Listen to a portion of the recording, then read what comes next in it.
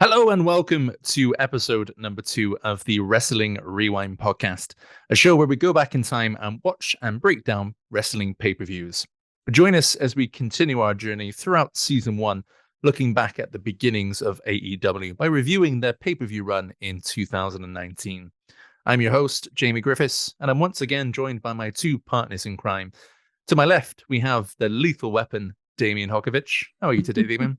How's it going, man? You all good? I'm very good. Yes, thank you. Did you like the nickname? Lethal weapon. The lethal weapon. Yeah, I thought it was apt Yeah, because it's a nice touch. you recently got your red belt I in recently kickboxing.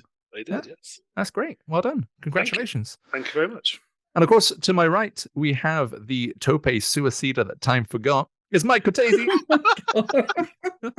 I had to give you something as well. Yeah, I love it. I'll You take do? it. Yeah, Great. I love it. I love that one. It's better than the first one I had, which was the first one, but was the the first first one. it was El Presidente of the Alex Marquez fan club. God. I thought you would like that more, you know? Yeah, you would have loved with all the swearing. You would have had to edit out, I'm sure. Real well. It would literally just be one long beat for 2 hours. How are you doing today then, Mike? Oh yeah, not bad. Looking forward to getting into this. Yeah, me too. Actually, shit went down. There Yeah. it is. There it is. Okay. That's a very apt way of describing this pay-per-view. Yeah. Anyway, in this episode, we'll be looking back at AEW's second pay-per-view in 2019, Fyter Fest. So this event took place on June 29th at the Ocean Center in Daytona Beach, Florida, and it's the second and I believe last crossover event to be co-sponsored by Community Effort Orlando, or CEO, which is a fighting game event held in Florida. You'll see their logo throughout the entire pay-per-view, and even Alex Jamali later on will be in a match himself, and I already know these two guys probably didn't like that match, but we'll get to that in just a few minutes' time. So first up, as always, we have the buy-in, and it starts with a really weird cold open. So QT Marshall opens the pay-per-view by telling the camera that we're in a pickle, and Kenny asks if he can do him a favor. So QT spoke with the building manager and found out what he'd be willing to do to get the building permits. Someone asks off camera if he did it, and QT's response is to, and I've underlined this, uncomfortably loudly eat an apple. We were in a real pickle, and Kenny asked if I could do him a favor, known as the guy that's always willing to take one for the team. We didn't have the permits to get the ring inside the building, and the building manager asked, what would I be willing to do? Well, did you do it?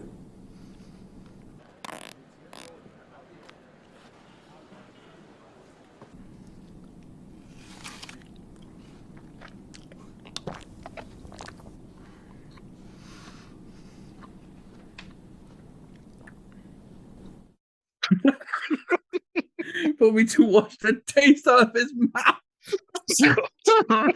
I'm assuming that's the insinuation, but the apple smacking noises didn't need to be that loud. It was uncomfortable, and it was the weirdest cold open. Enraged me. It was probably the weirdest cold open to a wrestling pay-per-view I've ever seen. Oh my god! Anyway, moving past that. We're joined by a slightly changed commentary team for this pay-per-view. So we have Excalibur, as always. New to the team is Golden Boy, and also Logan Sama joins us for the buy-in. Damien, did you notice how Golden Boy looks like a certain someone sitting on this podcast? Let's not. Okay. Let's, because I when I watched this, I was like, okay, new commentator. Oh my god, is that Mike Cortese? Right. You know what's funny? I was watching and I was like, who the hell is that ridiculously handsome guy? Even like my wife is in the room when I was watching one of the parts of the breakdown, and I pointed at the screen. I was like, who does that look like? And she was like, Mike. I was like, yes, thank you. There's only one of me. God damn it. Let's also get this Alex Marquez shaped elephant out of the room. How much better was commentary on this pay-per-view? I had no complaints about commentary. So there's the statement. So that is miles better than what we had before. No complaints compared to what was a lot of editing that I had to do in the last one. And I'm sorry about none of it. I would say I probably wouldn't have liked the commentary of Logan Sama stayed on the panel for the whole thing. He was incredibly heel all the way through. Yeah, he was. He didn't like people very much. no, it seemed that way. But we do get good old JR just before the main show. But let's get into match number 1 of the night. So we got Private Parties, Isaiah Cassidy and Mark Quinn versus SCU versus Trent Beretta and Chuck Taylor, the best friends. Guess I'm going to have to do a best friends match. Yeah. So this match didn't really have very much promotion before the event that I could find. So as far as I could tell, this match was announced on Twitter literally the day before the event, which is strange because Excalibur references potential ramifications of this match before the event.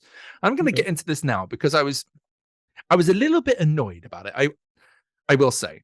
So the commentators start to make reference to it mid-match. And again, I don't know why it took them until the middle of the match to tell us what the ramifications are. But the winner of this match will go on to have a match at All Out. The winner of that match will get a buy-in to the first round of the World Tag Team Championship Tournament. So something that in my research I find is utterly meaningless, as all 3 teams that are featured in this match will be in the quarterfinals of the tournament anyway. There's only 4 teams that go into the quarterfinals, and one of them is a team that we see at the end of this match. So I just don't understand. There's no need to have this, especially a match that doesn't have any build-up whatsoever. Yeah, I got nothing. Yeah, it is what it is. It's just a annoyed. AEW Just thing annoyed to do, though, isn't it? Thing to do, where they'll have these matches so that you can get into somewhere important, and then for some reason people will just be allowed to participate in something without any logical reason. They're just it's like they just need to fill in the gaps, and they just did. Yeah, and I couldn't find any information to see whether or not there were actually any other teams in this tournament, but that there are, as far as I could find, only 4 teams. Okay. The other being the Putties. So I'm kind of unsure as to why that needed to be added in. If there's a tournament later on, great. Let's put your best teams in it. That's all that really needs to happen. Yeah.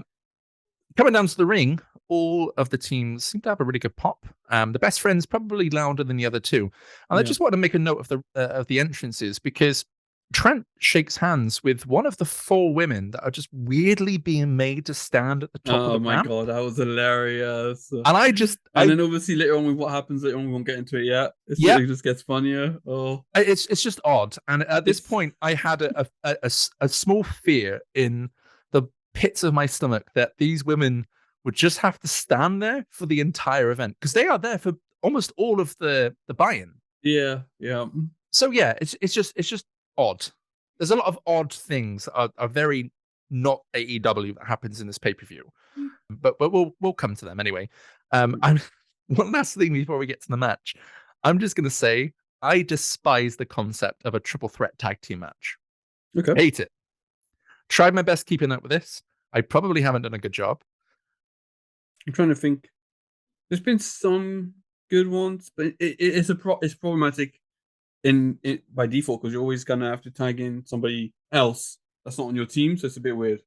Yeah, there's probably one good. Like when somebody steals a tag from somebody else, that's fine, but it doesn't make sense technically. Yeah, I know what you mean. Yeah, I hate it. I hate having to break this down. Yeah, somebody basically saw a triple threat and was like, "Let's just do a triple threat tag team," but it's not the same. Trent and Cassidy starts the match by looking up in the middle of the ring. Trent brings Cassidy down to the mat with a shoulder tackle, and we get a little pose. Trent tags in Chucky T, who proceeds then to walk around on his knees. Not really sure why.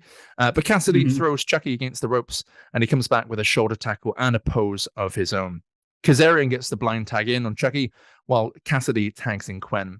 Kazarian and Quen get a lovely little combination in the ring, which ends with Kazarian dropping Quen with a lariat. Kaz shouts SCU to the crowd and tags in Sky, who then immediately hits a lovely looking spinning backbreaker to Quen, but then again stops to look out to the crowd.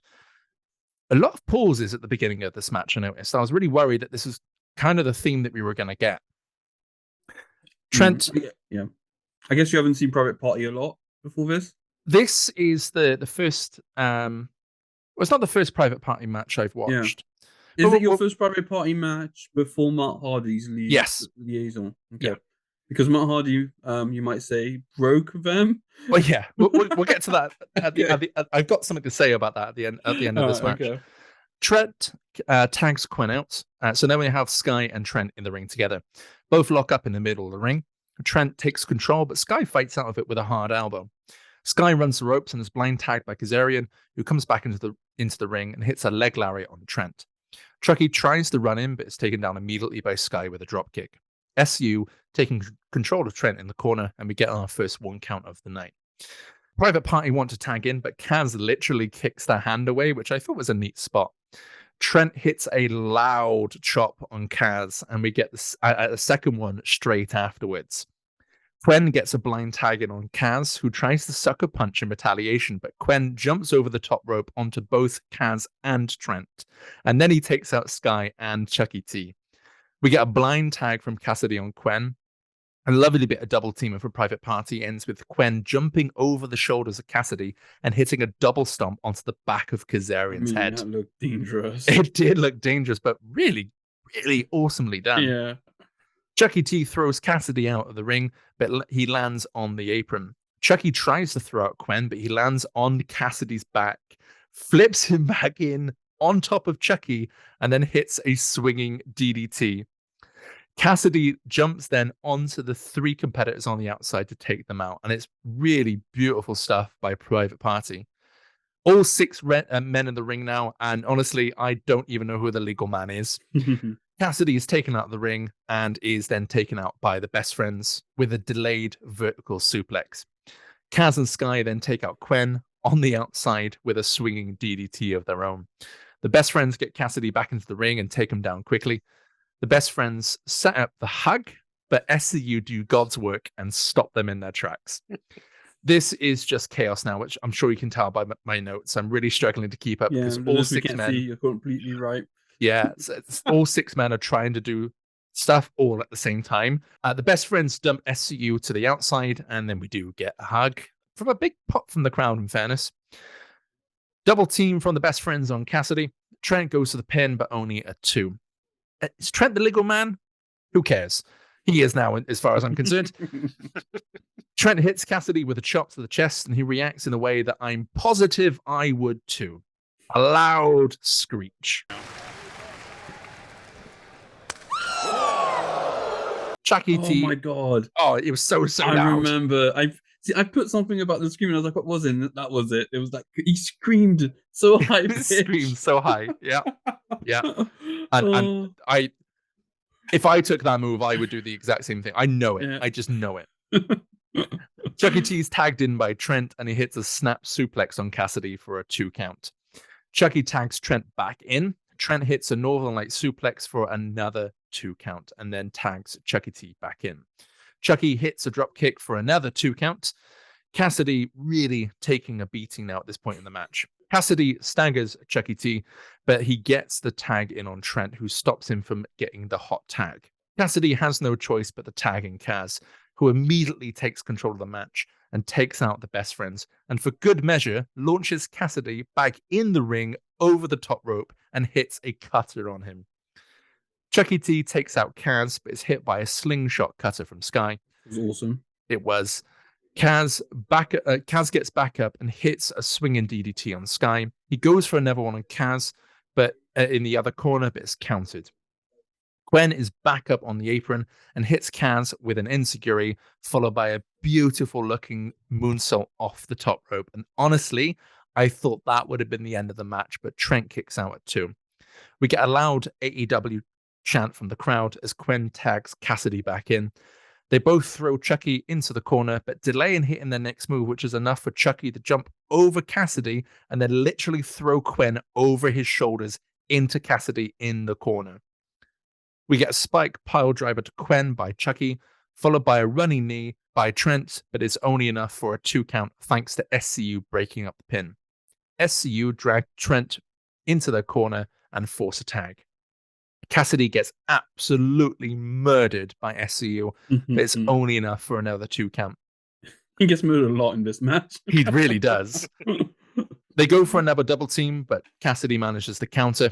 Quen looks like he's going to hit a superplex on Kaz, but Trent runs in and throws Quen over his shoulders, but Quen lands on his feet.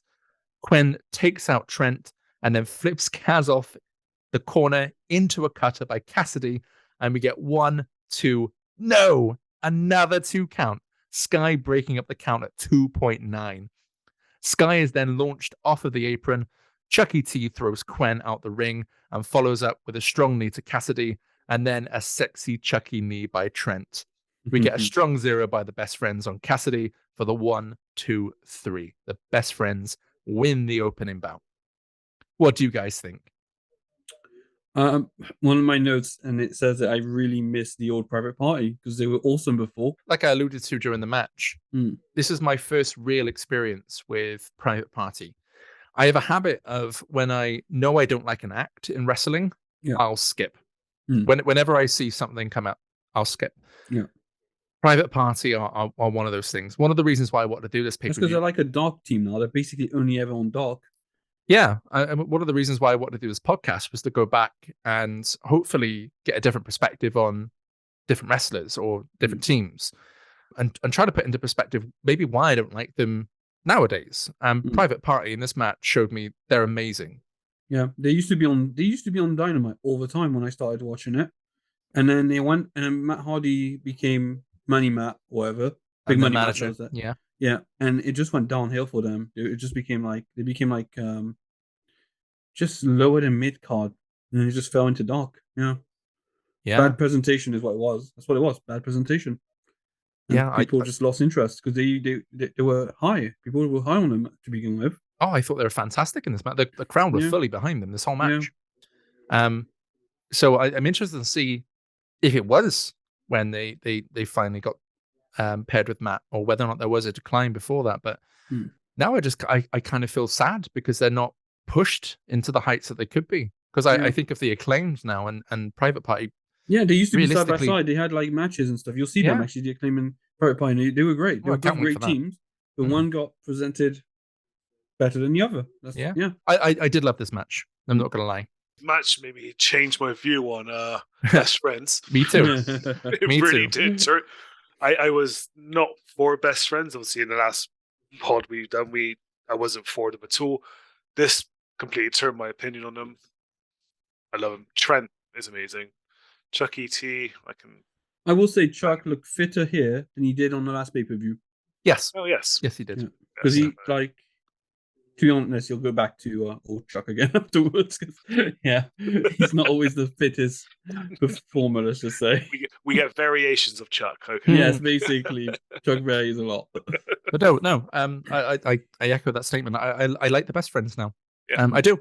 And again, say, one of the reasons why I wanted to start this was hopefully go back and change my perspective on things. And the Best Friends now are a team I like. I don't like them in the future still, though. I have watched them recently, and I don't think I like the current iteration of what they're like. But here, they were absolutely fantastic. Future friends. Future friends. Yes. They messed up the crucifix into the cutter, which was like the best looking move of the last pay-per-view for me. So I was a little bit disappointed in that. I'm just going to put it out there. Yeah, it looks rough. After the match, we get a little segment with the Dark Order, and again, Damien has absolutely fucking ruined these guys for me. The Putty Patrol. Rightfully so. It's the Putty Patrol, man. Yeah. Evil Uno say the Best Friends are going to be there first. Just a note: the women are still set up at the top of the entrance ramp while this is all going on. The lights go off. The lights go out. Oh my god! In my head, all I could hear was the Putty Patrol noise. Just. Let's talk about how it went dark for so long that you could see people's mobile phones turning on out of boredom in the crowd. Yep. Because it's like it went dark and they weren't ready, so it just stayed dark. No, it was almost like no one was prepared backstage. Yeah. It was just I mean, dark too long. the And then it segment was just nothing happened. The lights go up, the putties are there. They don't really look threatening at all. Like there was one. Because they go. I no, just the people that are the minions. There was I don't know the names who actually were the minions. There was one ginger male there. I don't know who he was, but I just thought, I probably could put up a good fight against you. Like, and these are professional wrestlers in the ring. Jamie, it's morphin time, buddy. But then the lights go out again. Excalibur then says this could be bad for the best friends, but no, the lights come back up and the putties are gone, and the best friends just look confused. So, like, who has come out of that segment looking good? I mean, no one. Also, because obviously Dark Order is such a joke nowadays, seeing Evil Uno actually being evil, I'm sure it maybe at the time I might have taken it more seriously, but in retrospective, I just can't. It's just laughable. It is just laughable. Oh well, because I came in sort of after the whole Brody Lee's sad passing. I sort of came in properly into AEW sort of after that. So I always thought Evil was ironic. I thought he was just normal. But actually, going back here, he is actually meant to be evil. He's this group are being pushed forward as the main supergroup in AEW, the main heel faction, and this just did nothing for me. We get a backstage segment with the Elite, and they all lament that they spent a lot of money on the budget, and they have to lose two of the models. Two of the models get off and hopefully get to sit down for a bit because they've been set up now for about 20 minutes, which is just ridiculous. But the other two have to stay, so good for them, I guess. Oh, it's a shushing segment. Oh, dude, can we go back? Can we go back to that about the Young Bucks saying, "Yeah, please." Have things like that? They were promised gourmet food, and all they got was cheese sandwiches. I loved it. I thought it was. How dare you give him a compliment? How dare you? It is. We do get this as a running theme throughout the night, and again, I don't know who it's meant to serve. Whether or not it's like an ongoing story on being the Elite or something like that, I don't know. It goes on longer than it should. It's just strange, yeah. But yeah, going back to match number 2. Ali versus Leva Bates. I've written maybe 3 things about this match. This is just such a bad segment, and I got problems. Even the little things they've done, they've managed to annoy me. Yeah, ignoring the sushin, just the things that happen in the ring. Yeah, but basically the whole next 10 minutes is bad, which is my cue to hand over to Damien. All on you, man. Yeah, thank you very, very much. So we get a segment. Calm down. I'm not gonna like. You sound so enthusiastic. You don't have to go into the segment. They just shush at each other. Oh, what is that about? That's as good as it gets. No, the worst part that it happens during the match as well. Oh. It's not even. I mean, I get it. You're a librarian. I get it. It's fine. Gimmick's your gimmick. You just shut up about it. Just stop shushing. They should just shh. Yeah, going on to what Mike just said there, one of my comments on the match thought discussion segment I got in my notes is Leva Bates is mostly successful in her shushy movement, as the crowd were largely silent for most of her offense. Anyway, right, let's get into this. So, yeah, Ali and Bates. It all starts off. Bates, funny enough, shushes Ali. Would you believe it? Bates shushes someone. For Christ's sake. So they go and they avoid the lockup. Yeah, they avoid the lockup. Ali cuts her off and attacks her shushing hand.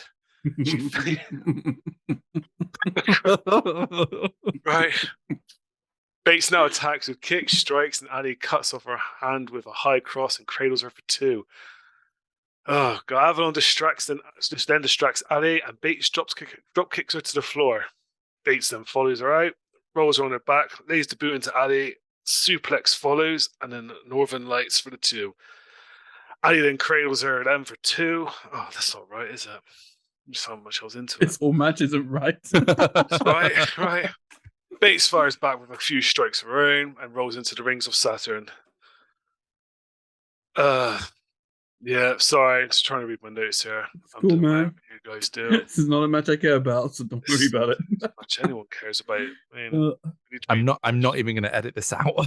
It is what it is. I don't want to spend any more time on this Here match we than I go. need to. Brings us out. Ali escapes and fires back with some chops until Bates does a drop kick and double knees, connects for 2. Ali hits a desperation neck breaker, follows with 2 strikes and lights up Bates. Corner elbows follow and then sliding D connects for 2. Bates counters back, hits a rough looking backstabber and then a pedigree for 2. Okay, let's talk about that, right? Right, I'm sorry. Let's just It's talk fine. about No, this. no, not you. It's the match. Yeah, no. The pedigree, right? You know, it is Triple H's move, right? There's no way anybody can Oh, deny that. It is his move. 100%. Yeah, And you go into his move and you have somebody kick out of it. That annoyed me on so it disrespects many levels. the move so much. Right? Like making it like a basic B move is not okay. It's just that just rubbed me the wrong way. Can we discuss in literally less than 2 seconds because I'm about to wrap this match up. Yeah. Okay. So pedigree for 2. Evelyn then gives Bates a book, but Ali takes it and super kicks Bates for the win. Match over. Ali wins. What annoys me more than the pedigree is this is AEW's first singles women's match. So why wasn't it Yeah. better? Why Good. was it not better? I mean, I'm sorry. If this is the Because first, I they're 100% both not agree. good. Like Yeah. the bunny, if you look at the bunny now, she's actually really good.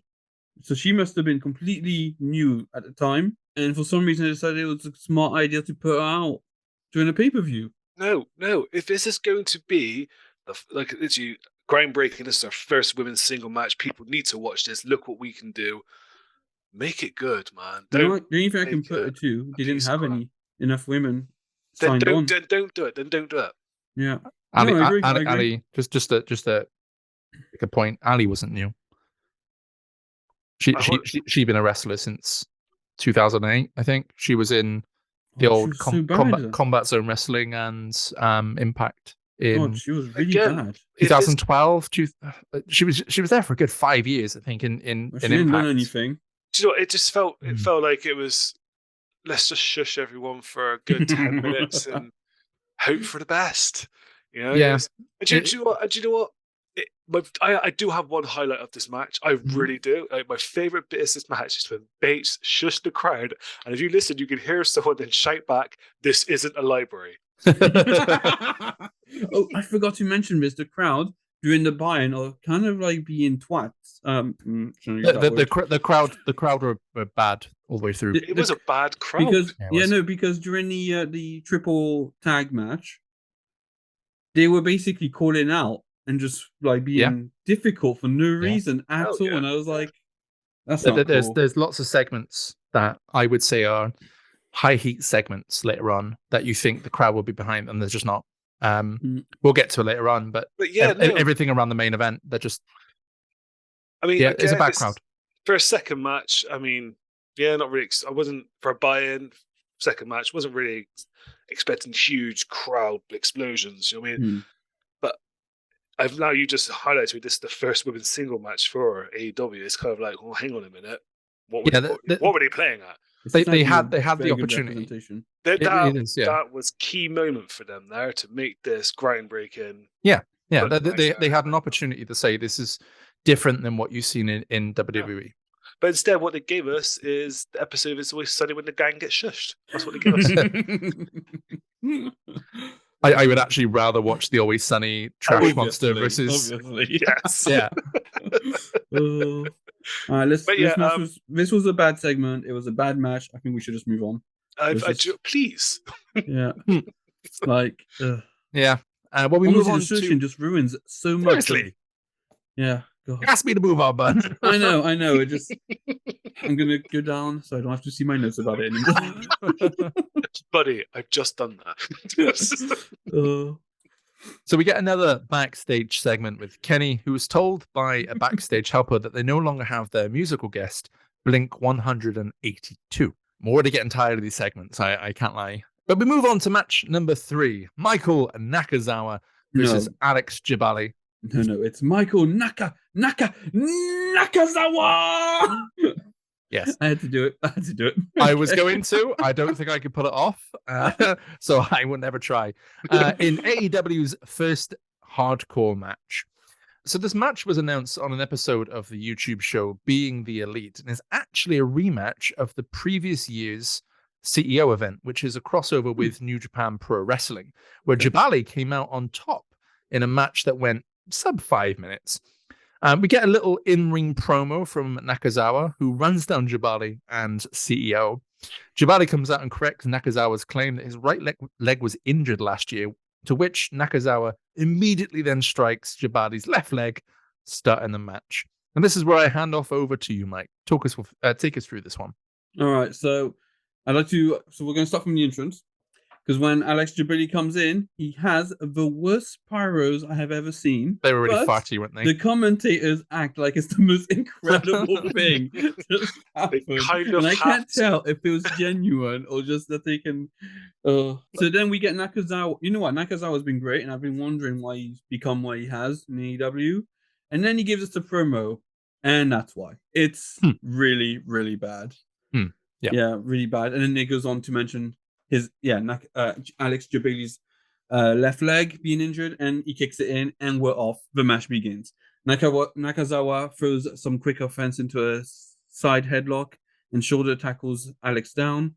Then they routinely run the ropes. Alex hip tosses Nakazawa and then scoops and slams him. We then get Jabali waistlock Naka, but Nakazawa pulls out the baby oil like a Turkish wrestler for a slippery escape. Jabali runs the ropes again, but slips due to the Turkish oils. And then the referee goes to check on him, and he too slips due to the Turkish oils. Honestly, so much ridiculous things happen during this match. While Alex lays on the floor, Naka oils Alex up. Then this is preceded by Naka doing a running double stump, which makes him slip too, because he jumps on Alex and he doesn't land on him. He slips because of, I can only assume, the Turkish oils. Both slide out of the ring. Naka meets the barricade. Meets the barricade and is smacked over the head by a sign. They both return to the ring, but Alex has brought with him a fight stick from the crowd. I'm pretty sure he got it from the crowd, right? Okay. He uses it to run it into the ribs of Naka and then smashes it on the back of Naka, which would hurt, and we get off this count, which is a 2 count. Nothing special, you know. Naka has now left the ring in an attempt to make some distance. He walks towards a small blow-up pool near the ramp. Unfortunately, Jabali is not far behind and uses the pool to try and drown Nakazawa. I've literally written here, surely actual attempted murder is a disqualification. No, it gets even better. The referee genuinely asks Naka, do you give up while his head is underwater? An ambulance. Oh, no. Nakazawa. Oh, he's being drowned in the pool. Alex Jabali's going to commit murder on Michael Nakazawa. Yeah, so the referee's got to get a handle on this one. Michael. Oh my god. Luckily, Nakazawa recovers and throws water into Jabali's eyes. Then he starts beating him with floaties from the pool. If he wants to give up, he's submerged under the water. And Jabali just laying in boots. Oh! The mist into the eyes. That chlorinated water. And now a flamingo. Just bludgeoning Jabali. Now hooking him in. Onto the shoulders. Narc has him up. Jabali, boot to the midsection. Power slam into the luxurious pool! No! Oh my god. And just to point out, Jabali sells the water brilliantly. It's like he's just been hit with like sand or dirt on him. It must have been pure chlorine. He's like, ah! Oh my god. Surprisingly, Jabali counters power slams Naka into the children's paddling pool. And now they move away from the pool, thank God. Oh my god. And during this whole segment, the crowd is actually chanting holy shit. Yeah. So this crowd is the weirdest crowd ever. The crowd loved this match. They were into it all the way through. Oh my god. So Jabali returns Naka to the ring and starts throwing hardware from under the ring into the ring, sets up a table. But as Jabali starts to get into the ring, Naka hits him with a gaming controller and strangles him with a pad. Trying to murder each other. It was a GameCube controller. I wrote that down Yeah, okay, it was because a I GameCube put pad, down. okay. Was that a GameCube controller? This Jabali guy is pandering to me. And then while he's choking him, using the ropes and the wire from the pad, he's playing the pad. I was gonna say, so he's playing it like he's controlling him. Now Nakazawa though has the controller. Oh, just clubbing Jabali with, and now Oh dear. oh my! Oh, First drowning, now strangling. strangling Jabali. Wombo combo. Oh, Oh. Oh my god, okay. Then we get go on. I was gonna say, there's a difference between a hardcore match and what we're witnessing is pretty much just stuff them in the making. Oh my god. Okay. Oh, okay. Whew, I'm good. Okay. Then we get a back and forth of Naka trying to suplex Alex into the ring, and Alex trying to suplex Naka from the table. But Naka untangles and bites Alex's head, Moxley style, I put. Naka then grabs the ref and swings him into Jabali, but Jabali holds on the rope to avoid falling through the table. So Naka runs the rope and spears Jabali through the ropes into the table. And I gotta say, that actually looks pretty sweet. It did. Like, Yeah. considering what's happening in the match, that was a nice spot. Naka rolls Bailey into the ring and pins it. As the ref brings his hand down for the 3, Naka lifts Alex off the map. He is not done. Grabbing a candlestick, Naka starts beating Jabali. Naka then removes his thong to try and, I'm assuming, stick it in Alex's mouth.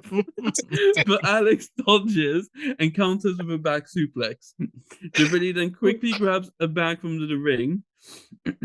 Obviously, we all assume this is going to be thumbtacks. Now back in the ring, he is about to empty the bag. Is it thumbtacks? Maybe Legos? No, it's arcade buttons from an arcade stick. It's fucking arcade buttons.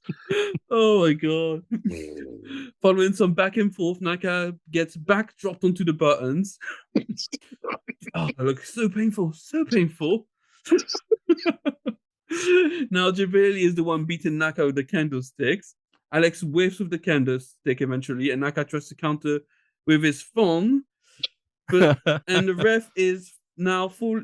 So Naka tries to counter with his thong. He misses, hits the ref, and the ref must have been paid a lot of money to get Nakazawa's undies in his face. He sold it well, though. I've written here. Did he sell it, or is that just a genuine reaction?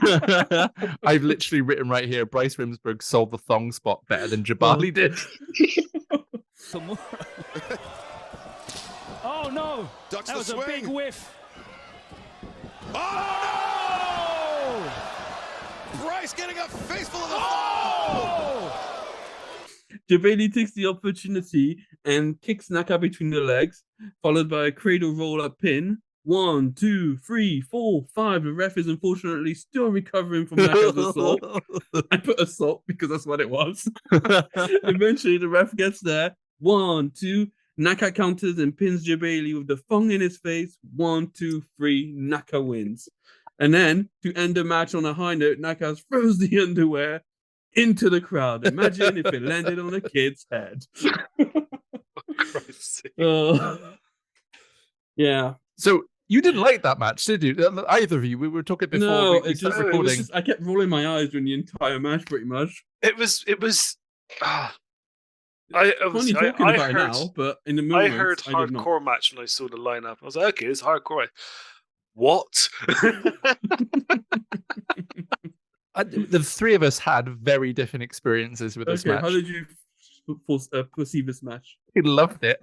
Oh, really? Yeah, this is exactly what I would call a pre-show wrestling bollocks. Like it was everything I expected it to be, and I enjoyed it because of that.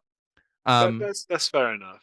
It was creative. It was creative. It was very creative. Yeah, the GameCube controller, the fight stick, Drowning, the attempted choking, murder, you know. the oil gimmick. I absolutely loved. I would say again, Bryce Rimsberg, the referee, MVP. What he was doing throughout the match was fantastic. The only bad thing about this match, I would say, is Nakazawa had the most disgusting bump on the top of his head during the match. I'm not sure if you guys caught it. No, never caught I that. don't think I did. I would have made a note of it. He was, I think, thrown, and he lands pretty much on the top of his head, on his shoulder. It looked disgusting. You know what? I think I did see it. Yeah. I think I know what you mean. Actually, yeah. To be fair, I think it was a back suplex. Was it? Maybe. Yes. Bailey did take some risk there for someone who isn't actually trained as well. Yeah, look, you know what? He wasn't bad. No, for someone who's Nakazawa not was trained, fun. he was. He pulled some nice moves, but he didn't have a wrestling match. It's hard to see how good he actually was, is what I will say. I agree with that. Yeah, me too. Jim Ross is out. So Logan Sama doesn't even get to say goodbye. Jim Ross comes out and he's just gone. So we say goodbye to Logan as we get our new commentary lineup to introduce us to the main show, and we get a really, really good video package to kick this show off. It really is. Some of the events from Double or Nothing, and it really hit the spot for me. It put me in the mood for the main show. Oh, they picked every possible thing for this package. Yeah. Every possible guest clip from awesome. Double or Nothing was shown. Yeah, absolutely, yeah. And we'll play it for you guys watching. But yeah, no, that was fantastic.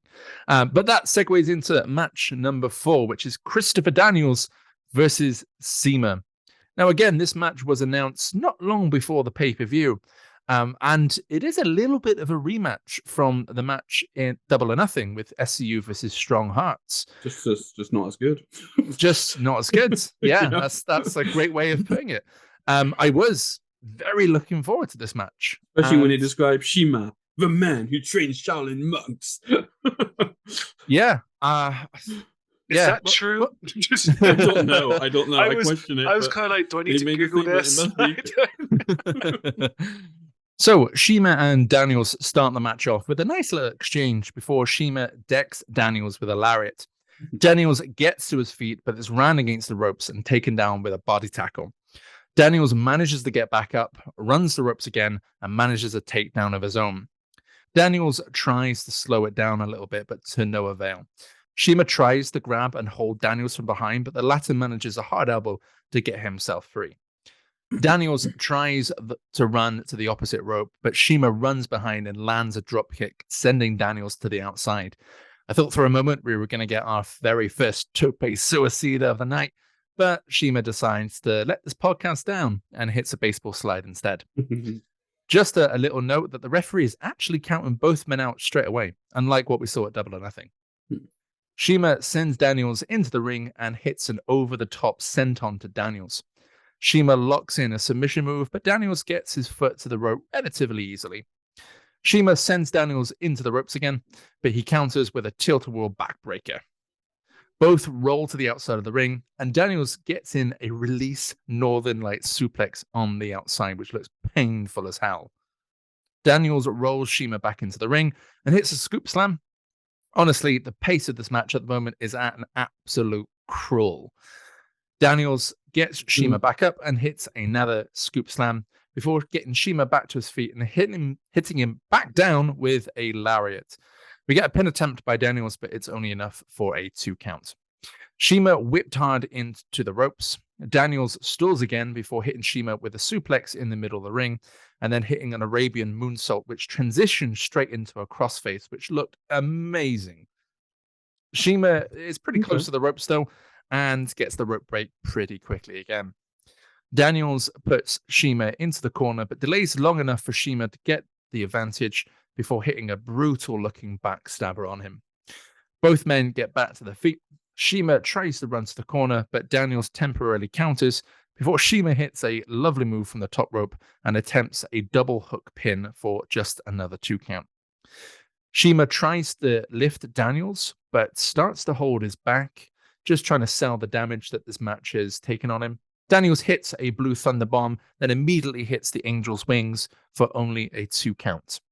Daniels tries to get Shima up, but the latter counters and hits an enziguri. Shima gets Daniels up to the top rope. He flips over him for a powerbomb, but Daniels holds on. And it isn't enough ultimately, and Shima hits a running powerbomb before hitting the perfect driver for another 2 count. The pace of this match, near the end, does pick right up. Shima gets Daniels up to his feet and plants him back down before going to the top rope to hit the Meteoro for the 3 count. Yeah, I was disappointed with this match. That was it. It's just like the second match that shouldn't have been on the pay-per-view. No, it shouldn't have been. Yeah. Well, I don't know. No, it was a good match. I'm not even calling it a bad match. It was a good match. It was not a pay-per-view match at all. Well, they have nothing else that really they can. Well, not nothing else that they can but put at least on. But don't They put it didn't as need the to have it first. on. Don't put it as the first match either. or you Yeah. just swap this match around with the triple threat tag. Yeah. That guess. would have been better. Yeah, maybe in the This buy-in it would have been opens the fine. buy-in. Yeah. Yeah, I mean, great. the commentators did an amazing job of making up the relationship between the two and how they both know each other so well over the years. And No, it had some good spots. The match didn't show it but though. It just it was It was just slow. kind of like you know what? I watched a nice match, but I feel like I would have seen it on a random Dynamite in a random week. You know? Yeah, the only reason why I think this match was on the card is because Shima has a match with Kenny Omega at Fight for the Fallen. That's literally the only reason why I think this match actually happened was to get Shima some exposure to more exposure to an AEW crowd, and to sort of give him a win, so give him some momentum going into that Kenny match. Enough. I get it. Yeah, but yeah, like I said, It could have had more to it. yeah, I was disappointed. It felt like a ultimately. fluffer match, just like in between, just it's here, we're still going. But Yeah. start off like no, it should have been started. Well, yeah. I mean, considering how good SCU versus Strong Hearts was in the last pay-per-view, I suppose that's probably why I was disappointed. It wasn't a bad match.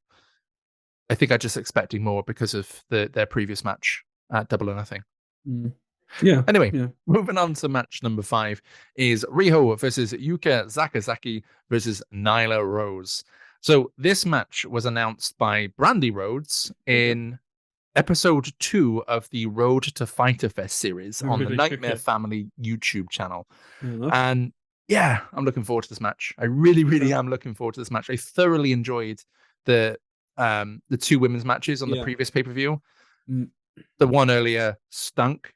Yeah. But all 3 of these women featured in the last pay-per-view, and I'm just so looking forward to it. I mean, we're saying it's a triple threat, but is it, or is it a 2v1? That's what I'm gonna say. Well, yes, but again, we'll get into that in just a few minutes' time. This one is going to be broken down by Mike, so take it away. Yeah, I'll start by saying, obviously, Yuka Sakazaki left an impression on just the fans that she actually got pyros in her entrance. Yeah. Yeah, that's a check. That's an upgrade. Yeah, you get pyros, you're doing good. You're doing good in life. All right, so let's get going. The match starts with some polite handshakes, which Nyla instantly takes advantage of by grabbing Rio's hand and throwing her into a turnbuckle. She threw her so hard, I thought Rio's arm was going to come off. She then grabs Yuka and throws Yuka at Rio. Nyla then charges at the turnbuckle, but both ladies get out of the way and counter with 2 kicks to the midsection. Rio and Yuka then try to swing Nyla, I don't know why, to the ropes, but Nyla takes control and swings them into each other, and they collide. Nyla Rose grabs both of them by the head, but they counter by double sweeping her legs. She kicks them both back. Yuka and Rio use the momentum to run the ropes and return with a double drop kick, finally bringing the native beast down. They then once again go for Nyla's leg, but she flips them both off with just using her legs. Rio gets body slammed, Yuka gets body slammed, and then Nyla runs the rope and does a double body splash into a pin, but they both double bridge out, which is I love seeing them bridge out, to be honest, especially Riho when she bridges out, just looks amazing. So yeah, Yuka and Rio then start to throw a barrage of hits at Nyla. Then they decide to double suplex Nyla, but Nyla yet again counters and delivers a double suplex to them instead. It's never gonna happen. No, exactly. And then Nyla just starts beating them down. That's the only way it could be described. She just starts smacking them down. Nyla then stacks them on top of each other. on the floor, and we get a double camel clutch, which was impressive. Nyla releases her prey and starts bear hugging Yuka while Riho is recovering. Nyla slams Yuka down and makes her way to Riho. Suplex. Then she lifts Yuka above her head and throws her at Riho. Riho slides out of the ring, leaving Yuka with the beast. Nyla goes to suplex Yuka, but Yuka escapes and runs the ropes into a running Hurricanrana. It's not the best execution, but Nyla goes down. To be honest, she almost didn't pull it off. I'm not sure if it's because she didn't grab Nyla properly or if Nyla responded too slowly, but it didn't work. It was Nyla's fault. You think it was Nyla? Yeah? Yep. You can never mess it up.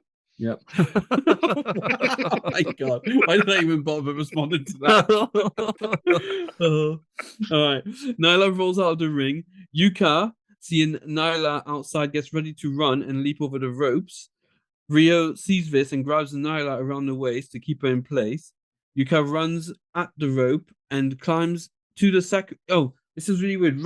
Yuka runs at the ropes and then she climbs to the second rope and stops. Right, assuming she isn't going to. I assume she isn't going to jump, but she awkwardly climbs the third rope. Shaky legs and poor judgment. She throws herself at Nyla and Riho. Yeah. No, I think what happened there, I think she overshot her momentum. Yeah, looked like it. Yeah. So when she got onto the second rope, she was kind of like, "Okay, I need to stop myself before I go over." It just killed the momentum, though, because it's too obvious. Oh, no, yeah. I think even the commentators picked up on it and said, like, bit shaky leg there. Yeah. Yuka, ever the opportunist, rolls Riho into the ring. From the top rope, Yuka delivers a flying dropkick to Riho, and we get a 2 count. Yuka grabs Riho to lift her up, but Riho delivers a forearm strike, leading to multiple forearm strike exchange between both ladies. Soon, Riho dodges and lands a running Hurricanrana. Riho goes for a dropkick, but Yuka dodges. Yuka then goes for her own dropkick, but Riho dodges. We then get a double dropkick clash. Having recovered faster, Riho lands a double stump on Yuka's chest. That was really odd to me, this section, because they both fall to the floor together after the dropkick clash, and Riho just gets back up and double stumps Yuka while she's still done. I'm just like, whoa, okay. A little bit aggressive, but I like it. Nyla has returned, and she swings for Riho. It is dodged. Nyla receives a running high knee from Riho. It only makes Nyla recoil. The beast starts approaching Riho, who is slowly moving back. Nyla tries to grab Riho, but Riho counters by tripping Nyla to the second rope. Riho runs the rope and gets the momentum shifting. 619. Nyla, the beast, felt that one. I love Rio's 619s, by the way. Yeah. Oh, it might just be the 619 actually in general I love. Yeah. I'm questioning it now. As I said it, I was like, wait, is it? Or was it the move? Nyla Rose slowly gets to her feet as the camera zooms out. We see Yuka is on the top turnbuckle. Yuka flies, her knees landing on the beast's shoulder. Nyla hits the map as she rolls over. Riho is now to be found at the top of the other turnbuckle and delivers a painful-looking double stump from the top rope turnbuckle straight to Nyla's being. Yuka once again sees opportunity and knees Riho in the guts. Yuka then sends Riho to the ropes, and then Riho delivers a failed move. Couldn't even tell you what she was trying to do. Do you guys remember that part? No. It's Riho went to do something and it just completely fell. She fell down basically, and they just ignored it and continued. So they recover. When Riho rolls up Yuka into a pin, which is quickly escaped, Riho then delivers a swift double stump to Yuka. At this point, I'm starting to think we need a double stump counter because there's a lot.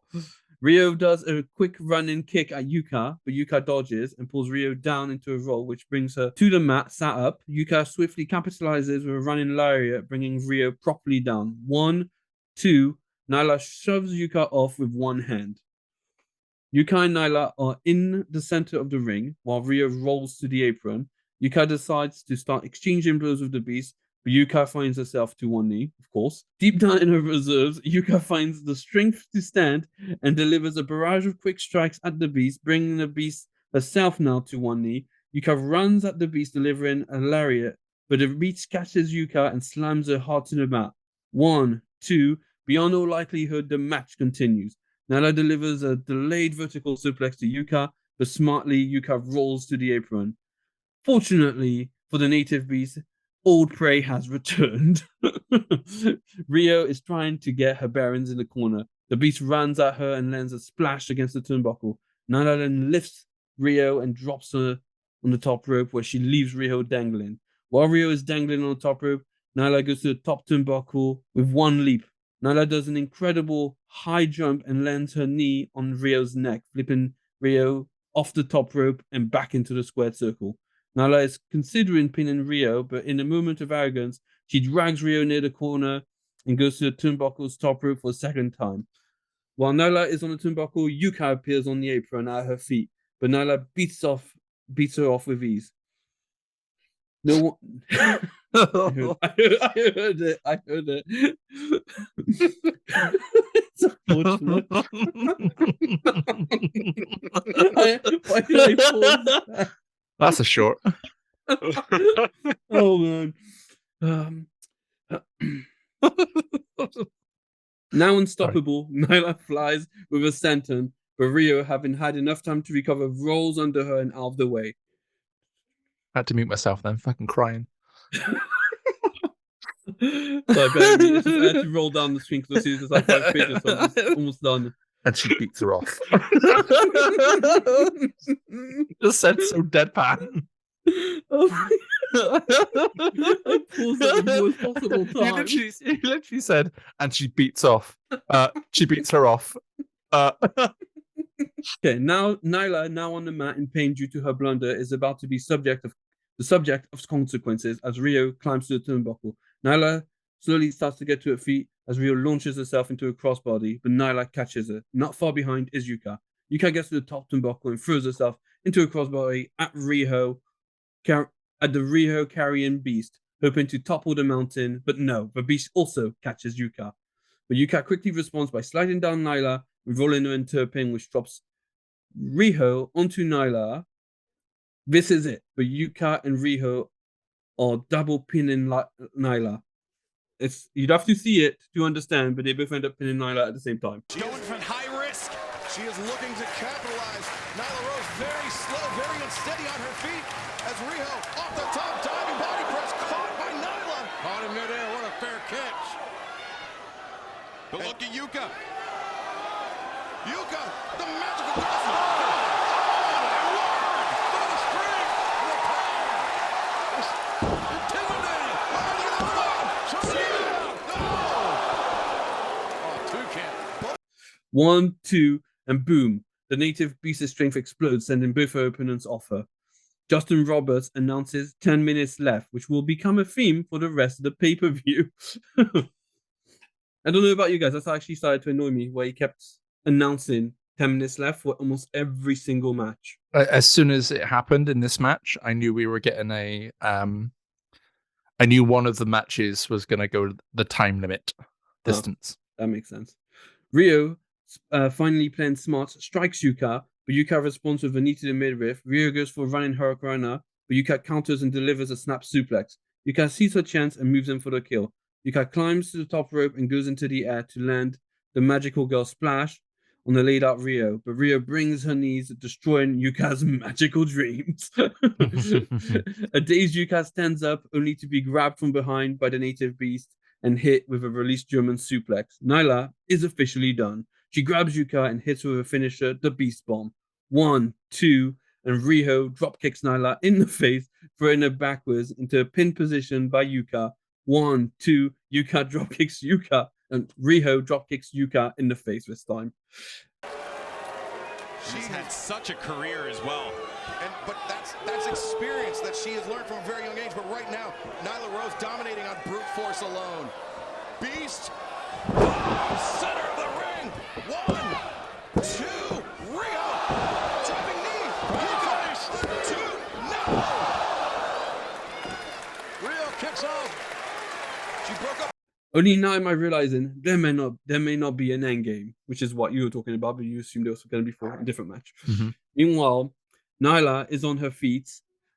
Riho hits her with a running knee, but the beast stands. Riho runs the ropes and attempts to deliver a second, but Nyla catches her and hits a hard fireman slam. 1, 2, Riho lifts her arm somehow.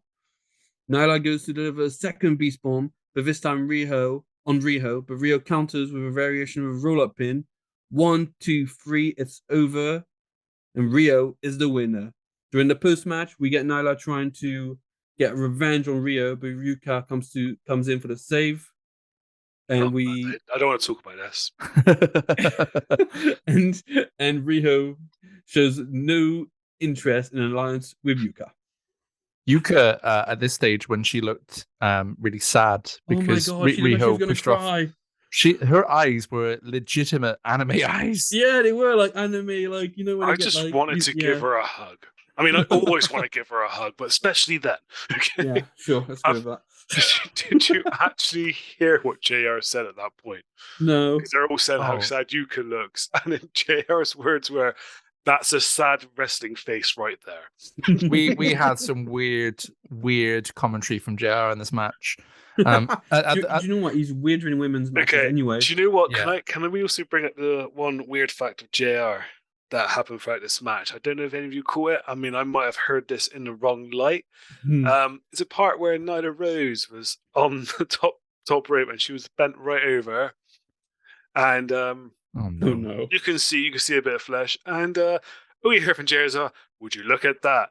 And then there's nothing to follow. And then a good 10 seconds went by, and then he started calling the moves, like as if he's talking about the moves. And I was like, "Oh no, JR, I know what you're talking about." No, you know what? Yeah, JR's voice is iconic, right? But now that I'm an adult, he is literally a Master Roshi during these matches.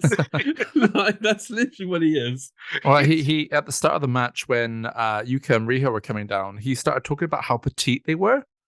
And it was just so out of the blue. He literally just, I can't remember exactly what he said, but he was just like, "These women are petite." Like, okay, cool. Anyway, moving away from Jim Ross. Leave the legend alone. Just this match was amazing. Oh yeah, it was really loved good. This match. It was really good. I love the fact that it was obviously a 2-on-1, but every opportunity Yuka would just take out Riho, and Riho just for most of the match did nothing about it. Yeah, pretty much. The psychology of this match was on point. Oh yeah. Literally, those two knew they would get battered by Nyla, and they just worked together. And whenever they weren't working together, Nyla capitalized and battered them. Yeah, fantastic match. This shows what the AEW's women's division can be. So that's what it can be. It's just not what it usually is. Yeah, and Nyla did look like a beast all the way through the match. She dominated most of that match, man. Yeah, I wasn't sure. Go on. I was going to say, I wasn't sure how long Awesome Kong was going to be at the start of the AEW's women division. Obviously, she was there in the last pay-per-view. I really like her, but she leaves at some point. I remember when I read that she had left, I was really disappointed, actually. Well, I assumed she would take that role of being sort of the beast heel in the women's division, but it looks like Nyla's going to be that. And Nyla played that role to a T in this match. Yeah, she my was favorite fantastic. part is when they're both holding her legs, and she just twists her body and they fly off. Yeah, freaking love that. It was the guillotine knee from Nyla to Riho. And the crowd started chanting "Holy shit!" straight afterwards. All right, Nyla just pretty much manhandling them like they're rag dolls. Oh yeah. Petite dolls, I believe, is the term. Oh god. I'm going to mention it here as well because it's something I noticed on the last pay-per-view, and it's something that comes up in this pay-per-view as well. And really, modern day AEW still does it, and it really annoys me when I see it. There are a lot of hard-hitting, sometimes finishing moves that are hit on wrestlers, and within a matter of moments, that wrestler's getting back up and carrying on another sequence of moves. I'm not sure if you guys have noticed it. Yes. I noticed it, especially modern, like Sammy Guevara is probably the best example I can think of someone that has a lot of spots throughout a match and will get murdered or look like he gets murdered by his opponent, and then immediately is springing back up to his feet and running up to the top rope and doing flips or whatever. It really annoys me. It probably shouldn't, but it does. No. When I was watching the match, I remember Nyla does some moves, and it basically destroys them. And she goes for the pin, she gets interrupted. But then later on, she does it like just as hard moves, if not harder looking. Doesn't get interrupted, and they kick out. And I'm like, no, you were dead like 2 moves ago. Yeah. It's just like Stay yeah. down. Yeah, stay down. Yeah, I know Riho has that sort of wrestling personality quirk of she will get battered, she will Like carry Darby, on but kicking out. Yeah, I feel Darby Um, sells it better than she does. She sells moves really well, but the endurance part she doesn't sell as well as Darby. yeah, but Darby also has that thing of I genuinely can't watch his matches live because I think he is actually going to die in the ring. Oh, live. so you guys kept making that comment, and it's just like, yeah, we'll talk about it when it gets there. But I mean, to be fair, he's taken worse bumps, I think, since. But yeah. Oh yeah, Yes, yeah. yeah. I think I know exactly what you're talking about already. Yeah. But you're right. He does sell it better than Riho. But I think I enjoyed Riho. Like Riho is someone that I haven't seen much of. I think she was injured maybe when I started watching. It was after her run. And then she she went back to Japan for a short period as well at some point. possibly she's shown up recently. So recent for us at the moment is just before Full Gear 2022, and she's shown up with Tony Storm, and that's kind of the first real experience of Riho I've had, other than obviously Double or Nothing on the last pod. So I didn't get that squirmish feeling that I do when I watch Darby, thinking Riho is going to die. Rio makes moves look deadly, while Darby does deadly things to himself. Yeah. Now, moving on then to match number 6 of the night. We've got Hangman Adam Page versus MJF versus Jimmy Havoc versus Jungle Boy. So you think this match would be a pretty easy setup, wouldn't you? So all 4 of them interrupted the segment where the world title was unveiled on the last pay-per-view. But no, there's a little bit more to it. It's very convoluted. But on episode 156 of Being the Elite, Page requested to have a match against MJF at this pay-per-view as a direct result of what happened at Double or Nothing. But because his phone signal wasn't great, he was booked against Jungle Boy instead. There was a graphic made and everything. Really? Yeah. So he called back after the match was announced and asked to get it changed. So then it was changed to Hangman versus Jimmy Havoc. Hangman then calls, I think it's Nick Jackson back again for a third time, and this 4-way match was booked instead. I kind of like that, actually. I do. Yeah. One of my gripes about AEW over the years is that they kind of have this expectation that fans will just consume everything. AEW related. Especially that Twitter feed. Literally, I've got written down here, TK, Tony Khan will announce matches on Twitter, and things like that still happen all the time these days. They do. Yeah. But this is one of those things that work perfectly. So if someone was only watching the pay-per-views, they would have a natural assumption as to why this match has been booked. And if you watch Being the Elite, you get more of the information. You get more of what I like to call wrestling bollocks. So I like it. This is the way this is the way it should happen. We shouldn't get matches announced at random on Twitter the night before or the week before. Coming down to the ring, though, you notice that Hangman is still limping. I'm not sure if you noticed it in the last pay-per-view. But just to give a little bit of the background here, Hangman was actually meant to have a match with Pac at Double or Nothing. It's meant to be a one-on-one match. That would have been so good. It would have been so good. But Pac pulled out. There is reports, as far as I can see, that there was just creative differences. Okay. Both men still actually wrestled in the indie promotion, WrestleGate Pro, about a week before Double or Nothing, which Page won via disqualification. Okay. After the match, though, Pac attacked Page's knee, citing that this is his only goal, and he's accomplished this, so now he doesn't actually need to show up at Double or Nothing, which he didn't. Okay. And fair play to Hangman. It's 2 pay-per-views on now, and he's still selling that limp. Fair enough. Okay, previously he was genuinely injured, but no, that's even better. No, not genuinely injured. He, during the Casino Battle Royale at Double or Nothing, he had the limp all the way through. And then during the segment with the world title, again, he was still limping. And now coming out here, he is still limping. The limp goes away during the match because it is quite a fast-paced match. But yeah, fair play to him. I just wanted to point out that amazing selling. Yeah, no, that's cool. Before the match, we're joined on commentary by Kip Sabian. Yeah. And it's announced here that he will go on to face the winner of this match at the next pay-per-view. JR gives what I think is probably the biggest and greatest compliment JR could ever give someone. And he compares MJF to Paul Heyman. MJF gets he does. Yeah. So MJF gets on the mic to cut a promo to take up some of this still 2 hours left of the pay-per-view. Yeah. To be honest, though, I'd be happy if he was on the mic for the rest of the pay-per-view. Yeah. Because It was good. It's so not like on damn good. today's level, but he's still really good. It's not on today's level, but he does something, and the camera cut is just... Oh, my God. harsh. I've got notes on that. Okay, you go into it. Yeah, so it is literally MJF is cutting down the crowd. And he says that he used to love video games, but then he lost his virginity, and the camera just hard cuts on this one guy. I want you people to know we're not so different, you and I. I used to love video games. Yeah, video games. Yeah, I love video games, and then I lost my virginity.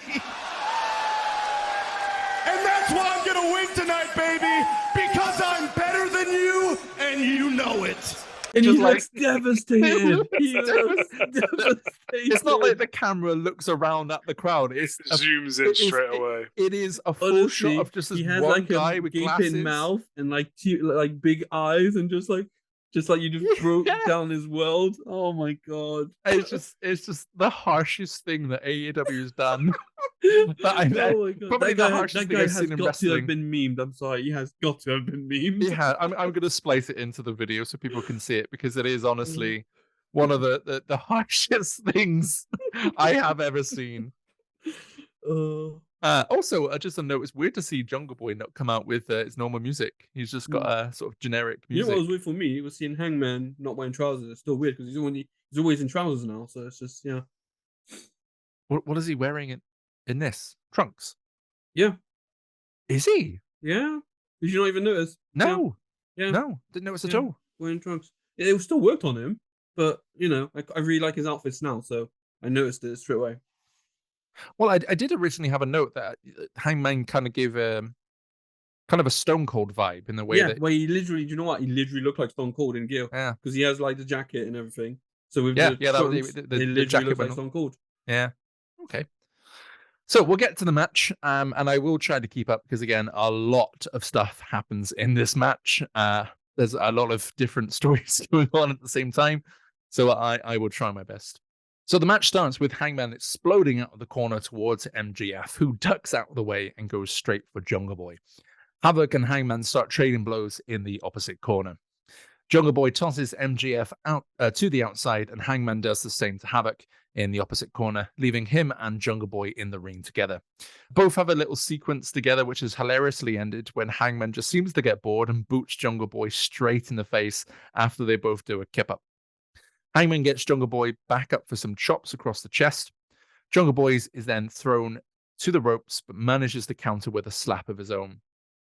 He jumps up onto the rope, flips off, and hip tosses Hangman to the mat before hitting a step-up Hurricane Rana to send Hangman to the outside. Jungle Boy really impressed me in this match. I'm just going to say now, he is great at this point. I'm amazed it's sort of taken him so long to get into a No, he was always great great in feud. the ring. That was the problem, though. He was only good in the ring. He couldn't cut promos. Yeah, okay. I thought that would be the case. Mike skills. Jungle Boy charges at Havoc in the opposite corner, but he moves out of the way and hits Jungle Boy with an uppercut followed by a strike to the head. He kicks Jungle Boy's feet from under him and sits him on the mat in the corner and runs to the opposite corner before running back and hitting the still seated Jungle Boy with a drop kick. Havoc gets him up and hits a scoop slam, but MJF gets back in the ring and attempts a crucifix pin on Havoc for the 2. He then follows up with a pin attempt on Jungle Boy for another 2 count. MJF goes to strike Havoc in the corner, but he gets caught with a right hand. Hangman tries to go for the Deadeye, but MJF manages to counter and get back out of the ring. Jungle Boy tries to get some offense in on Hangman, but he then gets taken out by a fallaway slam, which Hangman then follows up straight with a dive to MJF on the outside. Hangman gets a bit cocky and is hit by a running senton by Havoc. Jungle Boy looks to be gearing up for a tope suicida, but the ultimate heel, MJF, stops it. Or at least the ultimate heel for this podcast. We want a tope suicida already. MJF starts to tease his own tope suicida, but naturally he thinks better of it. I thought for a second we were I going to loved see it. I loved it. I sort of knew he wasn't going to do it, and then when he stopped and played it off, I was like, oh, brilliant. Yeah. He's a bastard. Jungle Boy runs into the ring and throws MJF out, and then goes to the corner to hit a flipping cannonball to all three on the outside. I'm glad all three were there because his boot actually caught the rope while he was in They midair. even mention it. They even mention it in the commentary. Yeah. Jungle Boy gets MJF back into the ring and drops him with a hard-hitting chop to the chest. Jungle Boy reacts to the crowd cheering his name, which is good enough for MJF to counter him and throw Jungle Boy into the corner. MJF goes for a straight punch but misses, which gives Jungle Boy the chance to powerbomb MJF off the second rope for a 2 count. Jungle Boy goes to the top rope, but we get a Hadouken from Jimmy Havoc to bring him back down. Havoc sets up a powerbomb on Jungle Boy, but Hangman is back in the ring and tries to set up his own powerbomb on Havoc and hits it. Jungle Boy flipped over both men and landed on top of MJF. Hangman hits running lariats on Jungle Boy and Havoc. MJF tries a pin attempt on Hangman for a 2 count. Hangman sets MJF for the lariat, but he rolls out of the way again. Havoc and Jungle Boy both hit a running kick on Hangman, and Havoc attempts the Acid Rainmaker on Jungle Boy, but he misses, and that gives Jungle Boy a chance to hit a spiked neck breaker on Havoc. My feed seemed to skip a bit here. I don't know if you guys had the same thing, but it kind of jumped to a middle of another segment. I kind of noticed it a few times during the pay-per-view, and it happened Maybe here. your connection, man. Quite possibly, but even when I tried to rewind back, it's the same thing at the exact same moment. Just seemed to skip. That's a good check. Yeah, as soon as that spike net breaker was hit, they kind of everyone was up again. But anyway, Hangman hits a pop-up powerbomb on Jungle Boy, but MJF puts Jungle Boy's foot on the rope to cause a rope break. I love that. That was Really brilliant. great in-ring psychology there. I love that. Havoc hits a German suplex to Hangman while the latter argues with MJF. This allows MJF to get back into the ring and hit a double stomp on Havoc. MJF flips Jungle Boy onto Havoc and then goes for the pin, but the latter, goes for the pin on the latter, but it's broken up by Hangman. We get this stare down between MJF and Hangman, and man, I am into this. It's not just that. JR makes a comment, and if there was any evidence of AEW doing planning this as it, he says these are going to be 2 of the biggest wrestlers in AEW. Yeah. I mean, how true is that statement? Oh, it's very, very clear at this point. Yeah. Very, very clear. MJF and Hangman start trading blows in the middle of the ring before Hangman hits a stiff chop to MJF. Hangman is thrown into the ropes, but MJF hits a chop block onto Hangman's injured leg. MJF sets up the sharpshooter, but Hangman manages to counter into his own sharpshooter. Oh, that was so nice. MJF gets himself to the bottom rope to break up the hold. Hangman gets MJF back up to his feet, but is thrown out onto the apron. Hangman tries to hit a shoulder block, but MJF counters and hits a heat seeker for another 2 count. MJF hits an elbow strike on Jungle Boy, but he lands on top of Luchasaurus and is able to get back up into the ring. He goes to jump over the rope, but is caught by Havoc, who throws him onto Luchasaurus on the outside. MJF gives Havoc a thumbs up and is met with a bird flip. MJF tries to hit the heat seeker on Havoc, but is countered. Havoc hits a double stomp from the top rope, only for a 2 count though. Havoc gets MJF up for the Acid Rainmaker, but it's countered by MJF. But before MJF can capitalize, he's having to duck Hangman's attempt of a buckshot lariat, which connects on Havoc instead. MJF tries to throw Hangman out of the ring, but he himself is thrown out instead. Hangman then hits the Deadeye on Havoc for the 1, 2, 3. Hangman will go on to face Kip Sabian at Fight for the Fallen, but we get another face-off between Hangman and MJF, and to be honest, I'm much more interested in seeing that match than I am a Kip Sabian match. Yeah. Do we ever get a match? I don't think we do. I don't think we do. No, there's no match that maybe on a Dynamite, but there's certainly not one I can think maybe with. on Dynamite, you're right. Yeah, I think off the top of my head, I'd have to look it up. He does wrestle Hangman Page. It is on Dynamite. Okay, it's in November time for the Dynamite Diamond Ring. Oh, I think I must have seen that then. I don't remember that match at all. I think that would have been around the time I started watching AEW, which is why I might not have at the time registered on the level it should have. Yeah, it was before my time. But no, he does have that one-on-one. And maybe that's what they're building. But again, it seems really weird to just have it on Dynamite. Yeah. And I get Well, the yeah, Dynamite AEW is Diamond pretty Ring known. sort of thing. Yeah, but AEW is quite known for doing big matches on just a Dynamite. Let's be honest. Yeah. I mean, that's very true. Very true. Anyway, on to the match. I enjoyed the match. It was really good. It was chaotic. It was about as chaotic as a Fatal 4-Way can get without it devolving into an unfollowable mess. But I thought it was great. Hangman looks brilliant. MGF, again, looks brilliant. Both of them seem like they're being primed.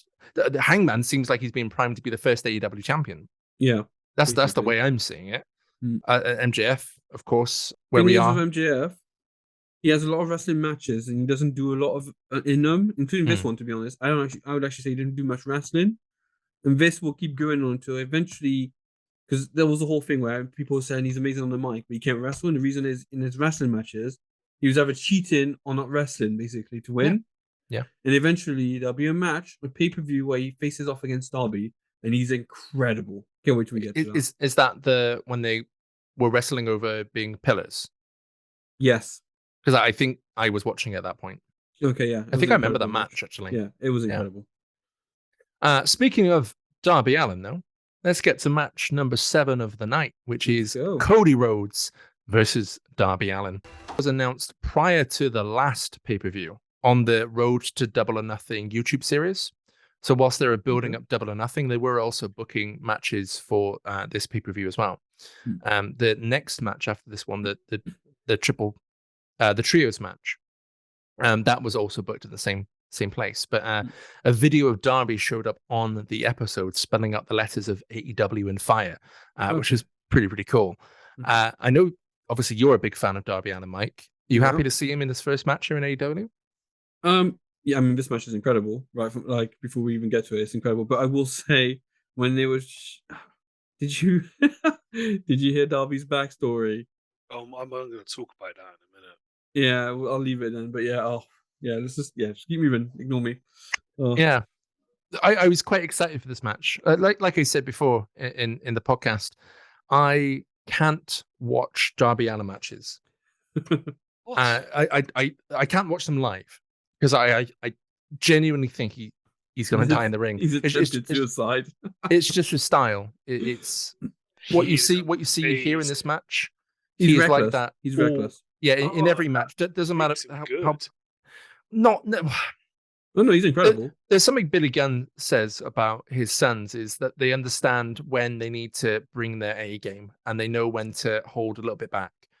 Darby Allin, it doesn't matter if he's on AEW Dark, Rampage, Dynamite, pay-per-view. This true. is him. He's always this 100%. Always. And I get the horrible feeling that he's going to injure himself on like a Rampage, and then he's going to be out for an extended period of time.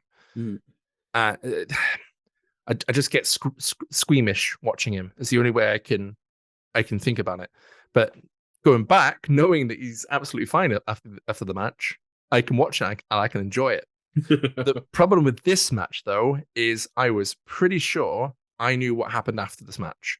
Okay. I was pretty sure what happened, not between the two. Well, Cody was involved, but the controversy, and I was right, and it kind of sullied the match for me a little bit. But we'll get onto that after this match. Breaking this one down is going to be Mike. Is it Mike? No, it's Damien. No, it is Mike. No, it's Damien. It's me. Oh, I've written Mike. Okay. No, we changed it. I gave it to him. Changed it. I wanted it. Right, yeah, of course you did. I'm glad I gave it to you. How good it is. It's amazing.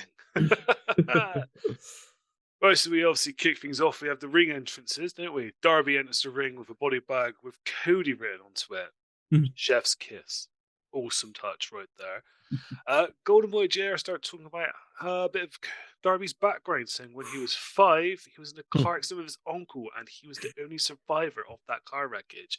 And it has now made Darby lose all faith in humanity. Oh my god! Wow, that was heavy. That was so fucking heavy. I mean, that was so heavy. That's something you drip feed into fans, don't you? It's just like, by the way, it was just like, okay. Thanks, you know what? This should have been like Darby is a survivor of an incident from when he was a child, and this caused him to lose his humanity. There you go. That's it. Yeah, you This don't need the this detail.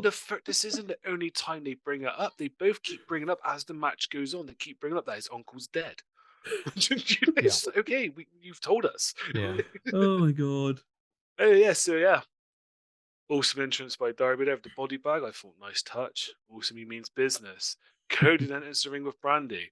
They're walking down. Pyrotechnics are going off, little tiny ones. Was there a botch with the huge pyrotechnics though? What do you guys think?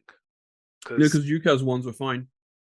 As they get about halfway down the ramp, Brandy stopped, obviously look around at the fans and that, entertain.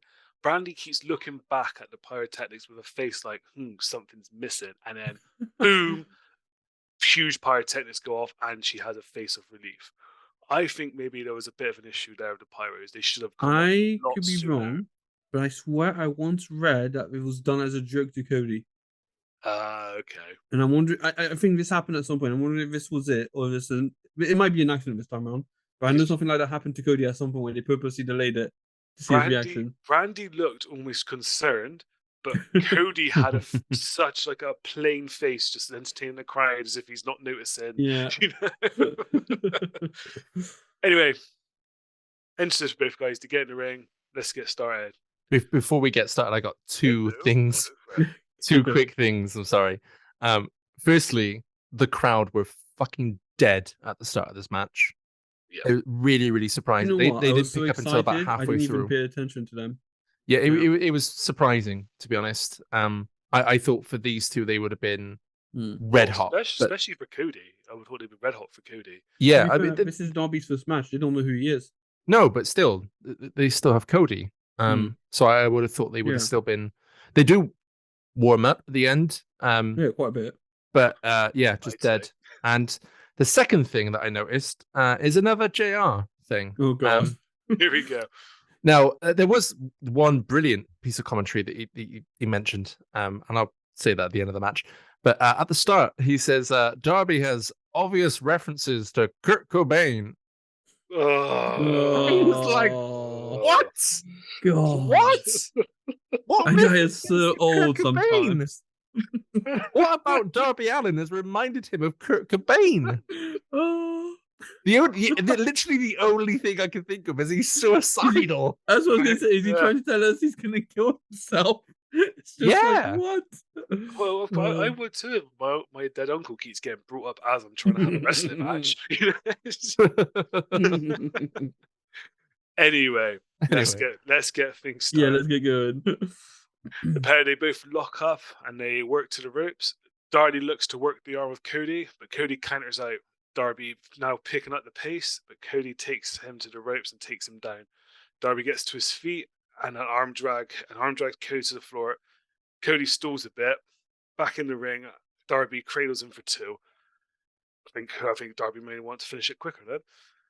Cody follows with some strikes. Frustrated, Cody then launches Darby to the floor like it was a pickup, get the hell down sort of like throw. Cody does some push-ups whilst Darby's trying to get back to his feet. I thought that was awesome. Nice little, you know what? I don't care about you. I've got plenty of time. I'm going to do some push-ups while you're outside. He acts very heelish all through this match. I loved it. I mean, my first experience with Cody was obviously Double or Nothing. Yeah. It's my second experience with Cody. Still rate him. Still love him. Nothing's changed. Darby back in now and starts attacking Cody's arm. Then suplex for two. Darby counters back, but Cody cuts him off with a gut buster for two. Cody lays the boot to him, attacking the knee and locking in the figure four until Darby makes for the ropes. Cody throws Darby into the buckles. I mean, when I say throw, I mean Cody is literally launching Darby throughout this match. Yeah. This is Darby the other. Gets beaten down during this match. This is the other JR bit that I was saying. So I wrote here, holy fuck. I genuinely said it out loud to that spot where Darby's literally flung to the corner and he goes through the ropes onto the outside. And JR says Darby's body broke his fall. And I thought that was an amazing piece of commentary. Oh my god, that's brilliant. Jesus Christ. Well, that amazing that Darby's dead uncle broke his fall. So yeah, Cody throws Darby into the buckles and Darby rolls onto the floor. At this point, the ref starts a 10 count, which is soon stopped by Cody as Cody reaches out. Darby reaches out to bring Darby back in. Darby slams Cody's left hand into the buckle. Back in, and Cody follows with the flatliner for 2, but Cody hurt his hand. Darby fires back.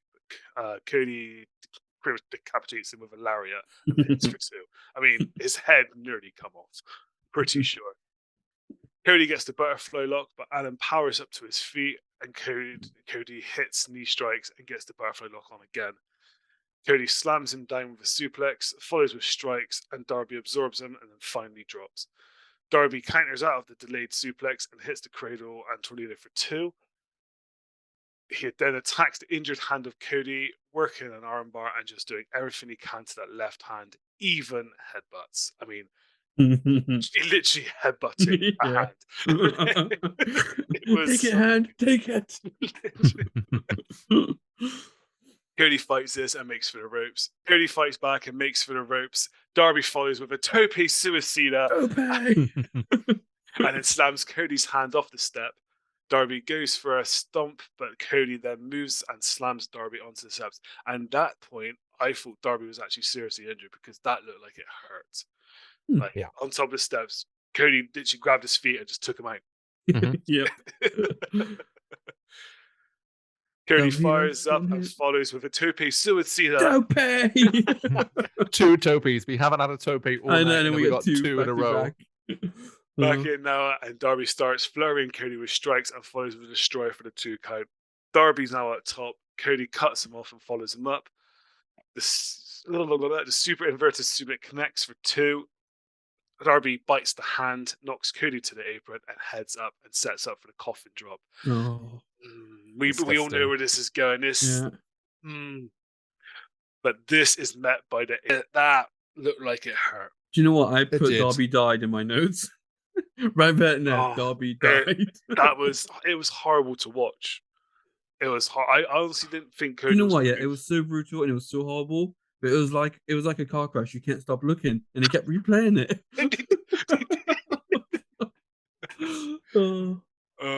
That had to hurt. JR saying he don't know if Darby is stable enough to wrestle, and that move was suicide. There we go. There's the Kurt Cobain reference right there. He played the long game. Yeah, he worked it in. Legend. Cody rolls him back in and lays in the slaps. Darby grabs his body bag. Cody wraps him up in it and hits a disaster kick. That was just. It was a bit ridiculous, to be honest. So the thing is, though, right, is Cody then had to unwrap him. I know, that's ridiculous. And they even, Jerry mentions going, well, now he has to unwrap him because you can't see his shoulders are on the mat. So Cody then unwraps him and covers for 2. Darby fires up and Cody cradles him for 1 count. Cody whips him with the weight belts. I mean, how is this not a DQ? I was literally about to say I'm going to assume everything now is at the referee's discretion. I just don't get how this is. This is not a no DQ match. No, but she's like, come on, you don't need to do that. He does it again. Come on. I mean, he loves his belt, so don't he, Cody? It's a weighted belt as well. Like, that's going to hurt. Oh, man. I mean, it's well just like wear brass knuckles down to the ring and be like, well, it's a part of my outfit. 1 punch done. Yeah. So he whips him with the belt, but Darby counters crossers and hits with a stunner. That was a beautiful looking stunner, by the way. That was amazing. But then obviously Cody hits the crossroad straight after, but the time has expired by the time it comes to the count. Oh, yeah. I mean, this so incredible. It amazing match. It might be the match of the night. It was just amazing so match. Yeah. And the time ends, and you're left wanting more. And you know what? Do you know props to Cody because he made Darby look incredible. He did. He really did. Yeah. They both. I feel like they both helped each other. I mean, Cody doesn't need it. Cody. No, he didn't. Doesn't need the help. But Darby was new, and Cody gave everything he could so Darby could look amazing when he survived. Just wow. But it doesn't end there. Cody's then arguing saying he wants more time. He's only asking for 5 minutes. Everyone's saying, 5 minutes. 5 minutes. Even Jared said 5 minutes ain't going to hurt. Sean Spears. I think Darby might disagree. Sean Spears makes his way to the ring. This is where I kind of get a bit confused. Go on. I don't know who Sean Spears is. Obviously, Okay. So you would have seen Sean Spears at Double or Nothing. He was in the Casino Battle Royale at the very start. At the moment, coming into this pay-per-view, as far as I can tell, he's meant to be a babyface, and he's turning heel here by hitting Cody with the chair shot. Is he already called a chairman or no? Do we know? No. Not yet. From what I Well, understand, no. It comes from this. It's that chair shot that they end up making. The chairman, okay. They end up making it into a gimmick, yeah. Okay. So cool. from what I understand as well, from what Jared said, they're supposed to be friends as well. It wasn't sold to me enough for me. No, I was a bit confused as well. I was very because I didn't know their relationship at this point either. No, what happens next is shocking. Is Sean Spears makes his way and he stands there, and as Cody turns around, wallop, chair shot to the side of the head, busting him open. Sean then turned his attention to Brandy. Referee Audrey is standing between them. The camera pans round. Cody's head's busted up, and then Sean is then chased off by MJF. Yeah. Which is weird, by the way, seeing MJF worry about anyone. That was actually brought up by one of the commentators. I can't remember who, but they said, "Oh, really? Not like I'm MJF to be out here worrying about someone." Yeah. Oh, yeah. They mentioned he's the first one out. Yeah. He was the first one out. Yeah. Yeah, I remember. I can see why it's a bit confusing because he's meant to be a babyface before he's hit that chair shot, and Cody Rhodes is meant to be, I think, another babyface. So it's kind of weird. Like Cody had heel Cody was the heel going into the match with his brother at the last pay-per-view, and he had heel tendencies here. But yeah, so this was controversial at the time. This chair shot put me off of AEW. Oh, really? So, yeah, it was this event because I remember seeing it at the time. I remember you and I having the conversation about that chair shot.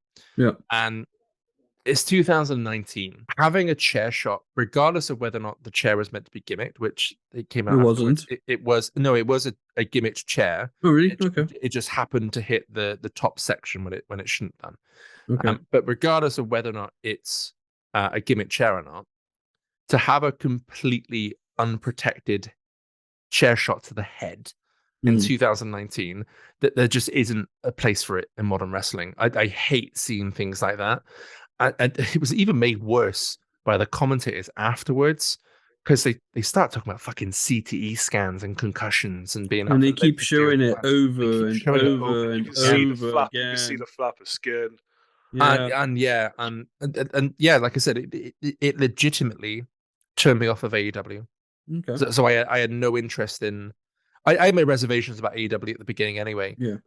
Like to me, it had a stench of Impact or TNA. Yeah, that's fair enough. Match number 8: The Elite, Nick Jackson, Matt Jackson, and Kenny Omega versus the Lucha Bros, Pentagon Jr., Rey Fenix, and the Laredo Kid. No video package for this one. There was in the Cody match. I forgot to mention that during the Cody Darby Allin match, but there was a video package there. But it feels really strange considering this is effectively the main event. Because we have the actual main event, but that's an unsanctioned match. Yeah. This is the main event. The other one is still the main event. That whole thing that like Justin Robert mentions, like after this match is just ridiculous. I'm sorry, but no. It's on your pay-per-view. That's the main event. Yeah, no, I view this as the main event personally. Okay. Let's agree to disagree. Okay.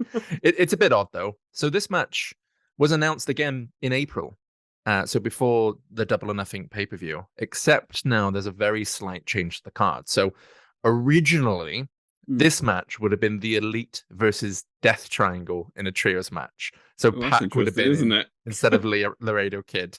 A match that we won't get until Fyter Fest. Fyter Fest. Full Gear 2022. Yeah, I was going to say that's like for people who are listening. That is literally tonight's pay-per-view on our end. It is tonight is when Full Gear goes off. Now, Damien, you would know Pac from WWE as Neville. So just to give a little bit of backstory here, again, Pac was originally due to wrestle Hangman Page in that singles match at Double or Nothing, which I talked about earlier. And that was after he officially signed with AEW. So he agreed to work Fyter Fest and Double or Nothing, but pulled out of both matches due to creative differences. I don't think we see Pac now until All Out. He isn't All Out as far as I remember, because he's the replacement for John Moxley. Okay. So Mox has one more match after this, and then he gets injured. I think it was the staph infection off the top of my head. Good. I remember him being off for a long time because of a staph infection, and Pac is his replacement essentially. Okay. Didn't realize that. Okay. No, but yeah, again, really looking forward to this match. And with that being said, we have a match to break down. So, Mike, over to you one last time. Okay, let's go. So we obviously start off with the entrances.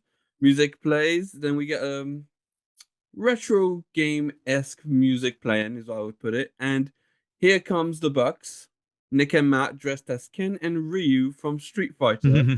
So obviously we've got an ongoing theme here of fighting games. Now the cool thing that happens is during this, I'm going to say a fan runs up the ramp and starts messing around, kind of doing machine guns with his arms. And then we get we get a blackout. And then we hear Metsu, and we get Omega appearing with the fan at his feet, and Omega is in the classic Akuma super post pose. I love that. I thought that was amazing. Yeah, and he shall from now on be called Akumega. That's what I put down. He is now Akumega. But yeah, no, that was nice. Like, especially as a fighting game fan, like, yeah, I appreciate it. I do feel like it's a little bit niche what they've done. Like, some people will just be like, what the hell's going on? Basically. But yeah, it was cool. It was cool. Right, and then once they're in the ring, we get Matt Jackson and Kenny seem to be pestering Justin Roberts, but we soon find out why. Justin Roberts then delivers round one, fight. And then I love that, right? It's let's call it continuity on what they're doing. But then the commentators have to announce that this is in fact just one match, guys. It's not multiple rounds. I will say I love Justin Roberts is now part of Kenny Omega and the Elite Act. He is brilliant. Yeah. No, he's yeah. If he ever disappears from AEW, you will see the difference because he's 100%. So good. Yeah. Okay, and then the bell rings. Nick Jackson and Laredo Kid start the match with the trading of arm bars, arm drags, and athletic escapes, which they finish into a clashing dropkick. Following a short breather, and I say a short breather because they literally just kind of circle each other, Laredo gets Nick into a headlock, and he transitions into a rope running dodging exchange, and eventually Nick lays down, legs open to force Laredo to jump through. Laredo Kid uses the rope to stop his own momentum and give Nick a thunderous slap to the back of the head. I mean, yeah, that was that looked painful. They then get into an exchange of moves where Laredo does a wonderful escape through the second rope as he is sent into the turnbuckle and into a lovely crossbody on Nick. Both now facing off, Laredo shoves Nick and Nick responds by spitting in his face. Nick now shoving. Do you know what? Yeah, when he spat in his face, I rewind to check if he genuinely spat, and he did. You see it, like you see it. He spat. Nick now shoving Laredo into the Lucha's corners gets intercepted when Rey Fenix flies in from above and lands between them while Penta rolls in. Matt and Kenny come in to even the odds, and now all six men are facing off against each other. The Elite continue to disrespect their opponents with shoves, and the Lucha Bros and Laredo, having had enough, finally go to deliver a triple super kick, but the Elite see it coming. They catch their feet, and the Elite counter by beating down the luchadors to their knees. The Elite run ropes right into a one drop kick and two super kicks. Matt, Nick, and Kenny all roll out of the ring. As the Elite recover, we get a Zero Miedo. Both Lucha Bros run the ropes and leap over the third rope towards their opponent, while Laredo Kid does a second rope moonsault to the outside, taking out all members of the Elite. Kenny is now in the ring with Penta and Rey Fenix. Phoenix delivers a Hurricane, which is swiftly followed by Penta's Sling Blade, which I don't think I'll ever get tired of seeing the Sling Blade move. It's just so smooth. Like, it's the best Sling Blade in the business. Yeah, it's awesome. Matt runs in to help a down Kenny, but is met with Lucha Bros kick combination. Laredo gets on Matt's shoulders, the Lucha Bros deliver, while Laredo is on Matt's shoulders, the Lucha Bros deliver 2 super kicks to Matt's face, and it's finished off by a poison right now from Laredo Kid. Now, with only the luchadors left in the ring, we get a 0 mie, and boom, Nick runs in. He gets to jump on him and starts taking him out. Unfortunately, Nick's fortunes do not last. He gets super kicked into a Michinoku driver. Nick now laying near the turnbuckle. Laredo delivers a snapped moonsault. A snap moonsault from the bottom rope near the turnbuckle, followed by another moonsault for the second rope, and we get a pin for a 1. I think it was just 1 count actually. Yeah, the Lucha Bros and Laredo Kid are now tagging in and out whilst using Nick Jackson as a punching bag. Nick finally counters and tags Matt. As Matt walks into the ring, Laredo jumps at him, but Matt catches him into a locomotion. Ray tries to intercept, but he gets into a locomotion, which ends with Matt pulling a double Northern Light suplex on Ray and Penta. Yeah, I forgot to mention it actually. Penta actually jumps in to try and help, but yeah, basically they all fall for the locomotion. Matt teases the hot tag to Kenny Omega. So I was excited, so I genuinely can anyone tell that you're a massive Kenny Omega fan? Yeah, basically. There were like multiple O's. I'm like, okay. And boom, Omega is in. The crowd are loving it. Like, the crowd exploded when he came in. Omega beats Ray and Penta out of the ring and makes his way to Laredo Kid. He gives Laredo 2 quick, resounding chops.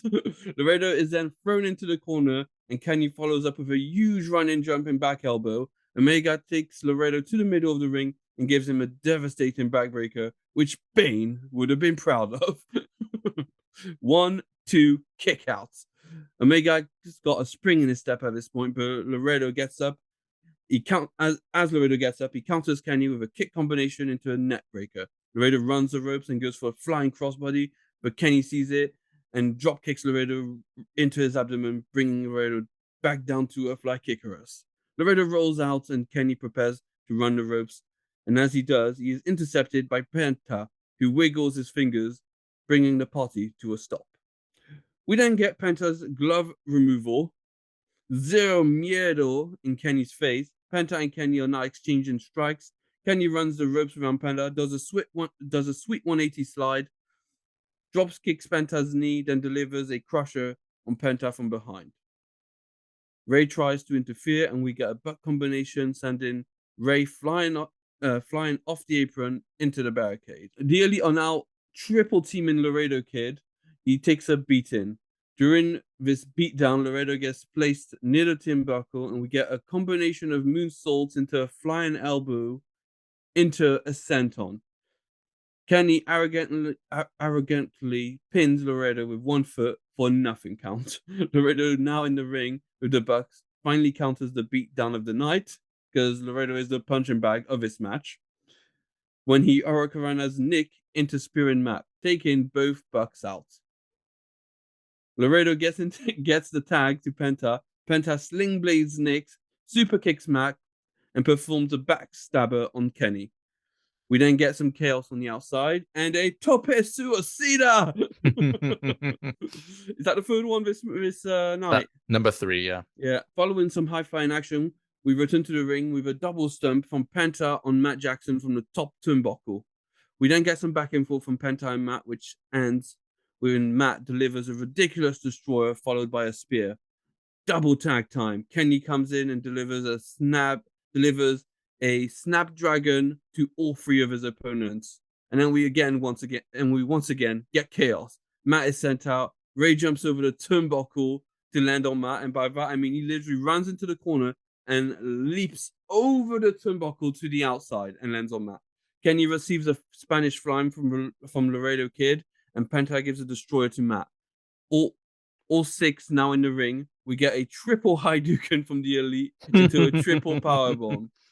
They then start to destroy each other, and we get non-stop standout moves, which include a V-trigger. And I had to just generalize this, folks, because there's too many moves going on at this point. You'd have to watch it yourself. There's a lot that goes on. They're just destroying each other. And at some point, we get a Spanish fly from Ray on Matt from the top rope to the outside onto Penta and Nick, and taking all 4 men out. Penta and Nick are basically on the outside, and they're just kind of struggling with each other. And then Ray decides to basically Spanish fly Matt onto Nick and his partner, which, not the smartest thing to do. Back in the ring, Kenny re-triggers Laredo and then hits a Tiger Driver 98. 1, 2, 2.9, but we get a kick out. But Kenny is not done. He delivers another V-trigger, and then the most powerful move in wrestling, the One Wing Angel, and it's over. Well, that's what it is, man. It is. Yeah. Yeah. Was there one kick out at this point? It was Okada. Yeah, no, it wasn't. It was Kenta. It was Kenta, right? Yeah. It was Okay. Kenta, yeah. But, fantastic match that was. Yeah. I have 2 points. Go on. Nick Jackson did possibly the worst Swanton Bomb in Yeah. AEW until, of course, Jeff Hardy is signed 3 years after this pay-per-view. No, because what's it called? Jeff started hitting him really weirdly, didn't he? Like, it's just like He just like it was like a different move. What Jeff was doing on them. Yeah. I mean, I would just say Jeff was doing a different move intentionally at that point.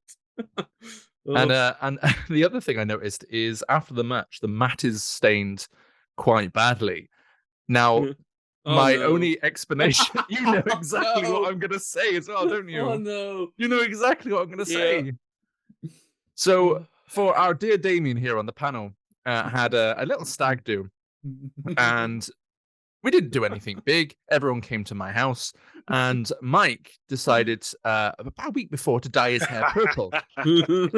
Now, Kenny Omega also seemingly has hair dyeing tonight for today's event. And I'm positive the mat is stained with his hair dye. How would you know that? Because I've got experience with it, Mike. Now, everyone stayed over. We obviously had a few drinks, and Mike decided to sleep on my floor, on my rug, my nice, expensive rug. It was real comfy. That the next day was stained purple. My wife assumed I had dropped red wine over it, which I hadn't. Well, it's not at the norm of you dropping red wine on something. I will never drop red wine. But I was blamed for that for about 6 months until I realized it was Mike's hair dye. Good times. Never gonna let that one go. I knew. Like, as soon as you said it, I was like, la la la la la. Son of a bitch. I knew because my pillow was purple. Anyway, Damien, what do you think of the match? I loved it. I loved every bit of it. The more I see Kenny Omega, the more I think like he is actually a really good wrestler. Mind you, the first time I've seen him was obviously Double or Nothing. I've never known who he is. The more I watch him, the more I rate him. And it also helps that I know of his love for the fighting game community. Yeah. So that also helps his case for me. Highlight of the match for me, I'll have to say, is when the Lucha Bros and Luda Kid done the super kick Horkarana combo. I've written that down. Yeah, I've written that down. Oh my God. Absolutely amazing. Absolutely amazing. God, like this match is just full of like high tactical flying moves. It's fast paced. It's exactly what you expect from the Lucha Brothers and the Young Bucks. Obviously, Kenny Omega and obviously Laredo Kid. I've never heard of Laredo Kid before. No, same. Not before this match. No, never. And I will say, he delivered a Spanish fly better than anyone I've ever seen.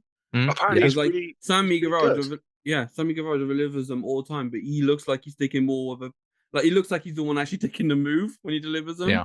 Well, when Laredo did it, you could tell he was the one. He didn't look hurt by it, which most people look hurt when they do a Spanish fly. Just, brilliant. Yeah. Did you guys notice the commentary at the beginning of the match? They had to state that this is not company versus company. It's not AAA versus AEW. This is just a match that so happens. You know, and just which is different from AAA. If Penta and Ray were signed with AEW yet, or if it was just a one-off. They were already. They were already signed. Yeah. Okay. They were signed before Double or Nothing. Okay. So before Double or Nothing, AEW had a big press conference event. And that's where the idea of the tag team match from the previous pay-per-view came from. Okay. Oh yeah, of course they did, because they attacked the Bucks, didn't they, during the presentation? Yeah. Okay. And they say it isn't AAA versus AEW, but AAA does feature a lot in AEW over the next couple of years. And this entire match, including their titles. Yeah, including the titles. This whole match, though, we get a rematch at AAA's Triple Mania 27, where the Lucha Bros and the Laredo Kid get their wins back. Oh, okay. So kind of is a little bit. Kind of is. Yeah. But no, really good match. Hard hitting spots. Didn't overstay its welcome. And a really weird thing is at the end of the match, the crowd gave a round of applause. I don't think I've ever seen that in a wrestling match or a Again, wrestling but event. remember, this is one of the weirdest audiences we've seen. So. It is a weird audience, but they obviously appreciated it. But yeah, they just clapped. It's really weird.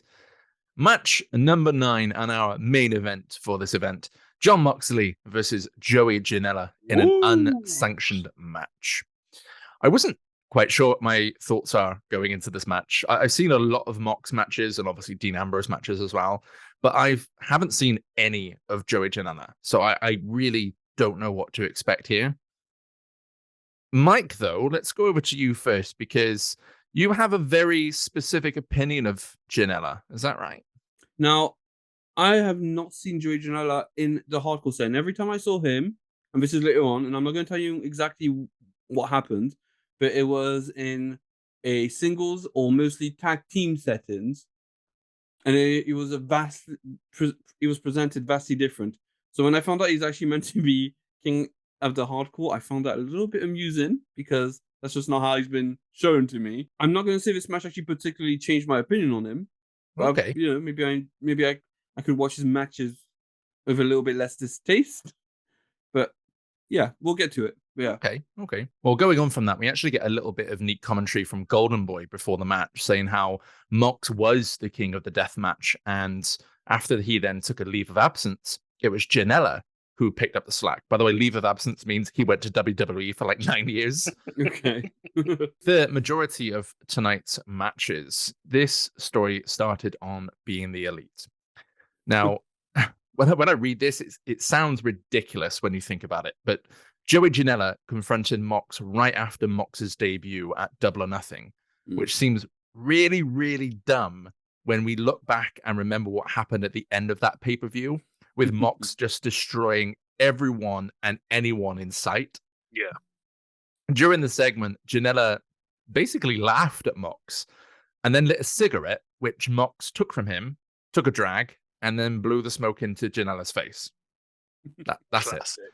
Classic. So I'm sure due to a series of, again, what I can only assume to be unfortunate and very quickly escalating scenes off screen, we now have our main event. Okay. That's good. Yeah. No video package to hype this one up either. I guess it's not official match. Don't forget the whole Justin Roberts thing. Well, true, or either that the elite really did run out of money and they could only afford one video package, which was Cody's. Yeah, it was a good one actually. The Cody one. We didn't mention it, but it was a good one. The Cody one was really good. Yeah. So Justin Roberts introduces us to the match and tells us that this is an unsanctioned match. So whatever happens here goes. AEW have no liability on it whatsoever. Now let's just go into this unsanctioned match concept. I don't get it. I don't understand it. I don't like it. Because when AEW started, the win and loss record, which has only this year now been diminished in importance, used to be super important. So having a match that basically told you it wasn't going to go on a win and loss record mattered. But then they could just say hardcore matches don't matter. But that's not true because some do. Yeah, but they could just say that. And let's face it, Mox isn't losing this match. This is his debut. There's no way he's losing this match. So the idea of it needing to be an unsanctioned match. Well, I guess it lets Janela save face. Yeah, let's run with right, that, you can be like, you never officially beat me. I guess. I just don't like the concept. Yeah, you don't have to like it. I'm just explaining that's why it exists. Anyway, Janela out to the ring first to little fanfare from the crowd. The crowd does seem to be into Mox quite a bit. And I will say now, it's weird to see Mox coming down to the ring from the stage rather than through the crowd like he normally does. Yeah. The same with the music. I don't know why, but now Wild Thing just seems to fit him so well now. And having when Wild Thing first played, I hated it because I was so used to Mox coming out with this sort of hardcore-esque music. And then, obviously, Wild Thing is fasty, but it works. It just ridiculously suits. When he first came out, when he first came out to World Thing, everybody thought it was weird. It was like, well, this is weird. Yeah. And then like 2 weeks later, we're all loving it. And I noticed Mox actually has a little music video. Not sure if you noticed that. No, I didn't. No. No. No, I Yeah. didn't see it. I don't think I can recall AEW doing that with anyone else. But he's got Okay, a that's cool. little video, which is kind of cool. So at the start of the match, Janela shoves Mox in the face. Mox kicks Janela and follows up with a slap. And Janela throws Mox out of the ring, and we immediately get a tope suicida by Janela. I love this guy. Tope! Literally within 20 seconds of the match, he hits a tope suicida. Anything you say about Janela is wrong. We love him. What? Mox and Janela are already brawling through the crowd, and I can tell this is going to be a really messy match. Janela throws Mox back over the barricade and then slams Mox into the ring post hard. Janela already gets a table out, and we're only about 3 minutes into the match. Yeah. Janela hits Mox with a prosthetic limb that he's taken from someone in the crowd, which is just brilliant. Mox throws Janela into the ring post and goes to get a chair. Both men back into the ring, and Mox hits a scoop slam on Janela while holding the chair, and that looked painful. Mox is already opened up just around the eye. I'm not sure if you noticed that. No, but later on I noticed his eye's got a problem. Yeah. Not at that point, but I did notice that a little It was right here. The chair is set up properly with Janela propping Mox on top of it. Janela goes for a swanton bomb, but Mox moves out of the way, and Janela crashes and burns on the hard edge of the chair. Think about that, kid. You gotta think about that. Oh my God almighty! Mox goes for the pin attempt straight away, but we only get a 2 count. Mox goes back to the outside to grab a steel chair wrapped in barbed wire. He tries to slide the chair in, but clearly gets caught on the canvas immediately, so he struggles with it a little bit. Mox puts the chair on top of Janela and then stands on it. The crowd starts to chant, "You sick fuck it, Moxley." I love that chant. Yeah, and we hear it That so many chant's times soothing. throughout the night. Yeah, but he replies with a bow to the crowd, which I thought was Awesome. very good from Mox. Chef's kiss, that was, man. It was, yeah. That was Mox goes to the top rope, but Janela gets up and hits a Hurricane Rana. Mox barely misses the chair. Janela hits the chair on the back of Mox and covers for a 2 count. Janela decides to grab another table and sets it up in the corner of the ring. Mox grabs Janela in a fireman's carry and tries to throw Janela through the table that's set up on the outside, but Janela attempts to counter, which brings both men to the apron. Can we talk a second about the second table Yes. that come out? Did you guys catch what JR said? No. Okay, so Janela, obviously, Mox already got one out. Janela's going to pull the second one out, and then JR goes, "There's the tables, they're here, but there's Devon is not here." What? Okay, that is brilliant. Yeah.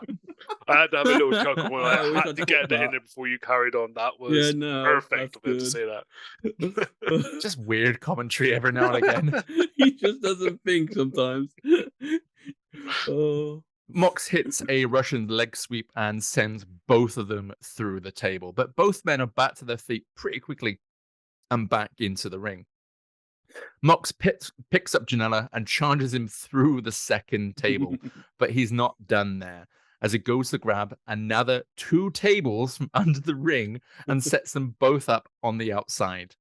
The camera misses it, but Janela flips Mox the finger, which makes Mox jump back into the ring and give some stiff punches.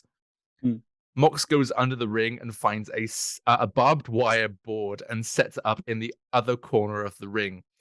Mox picks up Janela to throw him through it, but Janela counters and throws Mox through it instead. Cover by Janela just for the 2 again. Both men back up, trading elbows in the center of the ring. Janela takes control and drops Mox into the corner with a strong elbow, but Mox springs back up and hits with a heavy lariat. Mox back to his feet, looking at the 2 tables on the outside. He picks up Janela, but he counters and gets to his feet and hits 2 super kicks to take Mox down to the canvas. Janela now getting a ladder out and sets it up in the ring, but before he could do anything with it, Mox pulls him back to the outside. Janela slams Mox's head onto the steps before setting Mox up on the tables, and Janela gets back in the ring and starts climbing the ladder. He poses, he jumps, and he goes through Moxley and through both of the tables. Holy shit, I just assumed he would miss it and just crash himself. Oh. One of the two tables broke as well, so it just looked horrible. I love Joel's commentary. It's like, elbow straight to Moxley's heart. Janela back to his feet and he grabs another barbed wire board. He sets up in between the ring and the barricade. Janela gets back into the ring, but is dropped by a DDT from Mox. Mox gets Janela back up and then onto his shoulders and then hits a Death Valley bomb through the barbed wire board. Can we talk about that for 2 seconds? Of course we can. So normally when seeing pro wrestling, when someone's being picked down and about to be slammed through something, there's a bit of breathing space between them picking them up and the move. They like kind of prepare themselves, prepare the opponent, and throw them. Mm-hmm. Mox, there was nothing there. It was literally instant pick up, slam, go away. It was literally I'm chucking you over, you're going out. It was done so quickly. I was kind of like threw back by it. But I was kind of like, wow, there was actually no breathing space. There was no preparation. It was just it just happened. See you later. Yeah, I think there's a lot of trust in both Mox and Janela in the other person in this match. That's what I was going to allude to. Like they must have so much like trust in one another to know we're not going to actually get that. Have they been in the ring together before at any point?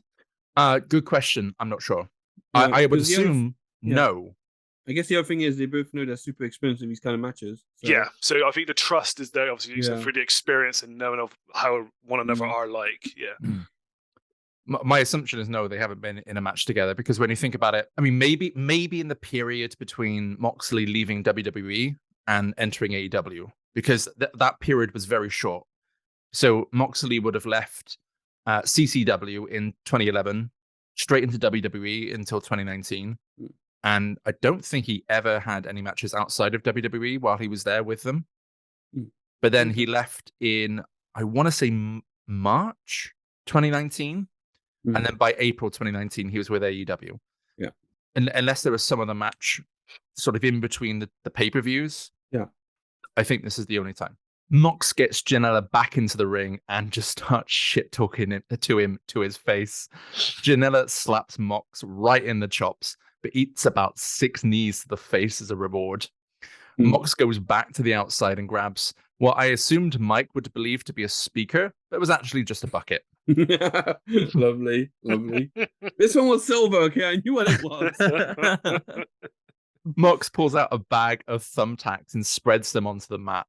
And Mox does something I've never seen before, and to be honest, I don't understand why everyone doesn't do this in any form of hardcore match. He takes Janela's shoes and socks off. It's an insanely great tactic. Yeah, pure evil, man. Yeah. pure evil. More "you sick fuck" chants from the crowd. Yeah. Mox tries to get Janela up, but Janela manages to counter, but it isn't enough. And Mox drives him into the tacks feet first. Yeah. Mox then picks Janela up and slams him back down into the tacks a second time. My God, it looks painful. But Janela, you can see them in his feet as well. There's yes. Oh. But Janela is still asking for more and gives Mox the middle finger. Mox responds with another bag of tacks. Paradigm shift into the tacks gets him the 1, 2, 3. Now, before we go into what happens just at the end, let's speak about the match. So, guys, what did you think? Amazing. That was an unsanctioned match, in my opinion. Like, I'm glad AEW wanted nothing to do with that. It was brutal. Mox was being Moxley. It was non-stop. I'm going to hurt you in any possible way I could think. I mean, I think it was Golden Boy that actually said, if you thought there was a PG version of Moxley, you are mistaken.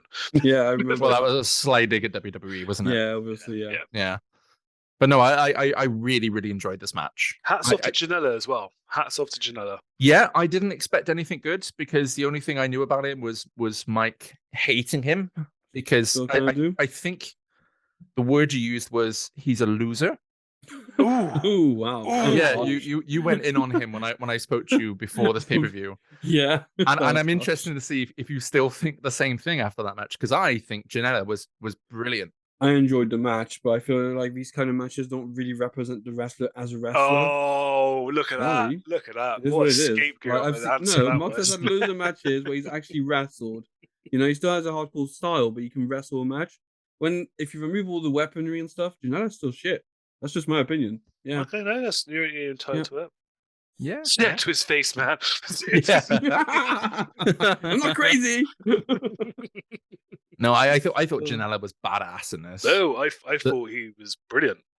The fact that he just like kept giving Mox the finger and just asking for more damage. You know your feed kept cutting, you said? Yeah. Well, it must have cut at a point you didn't realize. When Mox brings out both tables, Janela is laying on his belly and basically just smiling, kind of like, and then just gives Mox a finger. We do see it, so it must have cut off for you. If only you were listening to my breakdown. That's why you said, like, we don't see it. No, I said I don't think the camera picked it up. No, we did see it. Oh, did we? Yeah, we did see it. That's what I'm telling you. You must have balls. cut off again. It must have cut off. Because Mox sees it and he goes, motherfucker, and he makes his way back to the ring. I take my sarcasm back. Yeah. Anyway, the pay-per-view is not over there. Kenny Omega runs down to the ring and hits Mox with the V-trigger and then a Death Valley driver through the table. I mean, that was a deadly V-trigger. Like, it was a deadly V-trigger, I agree. Yeah. He sets a table up on top of Mox and then hits a swan dive from the top rope. Kenny then takes Mox up to the stairs and starts beating Mox with anything he can find before throwing him face first into the drum kit that's set up on the stage. He then hits Mox with a guitar. Kenny leaves, which allows Mox to be carried away by the refs.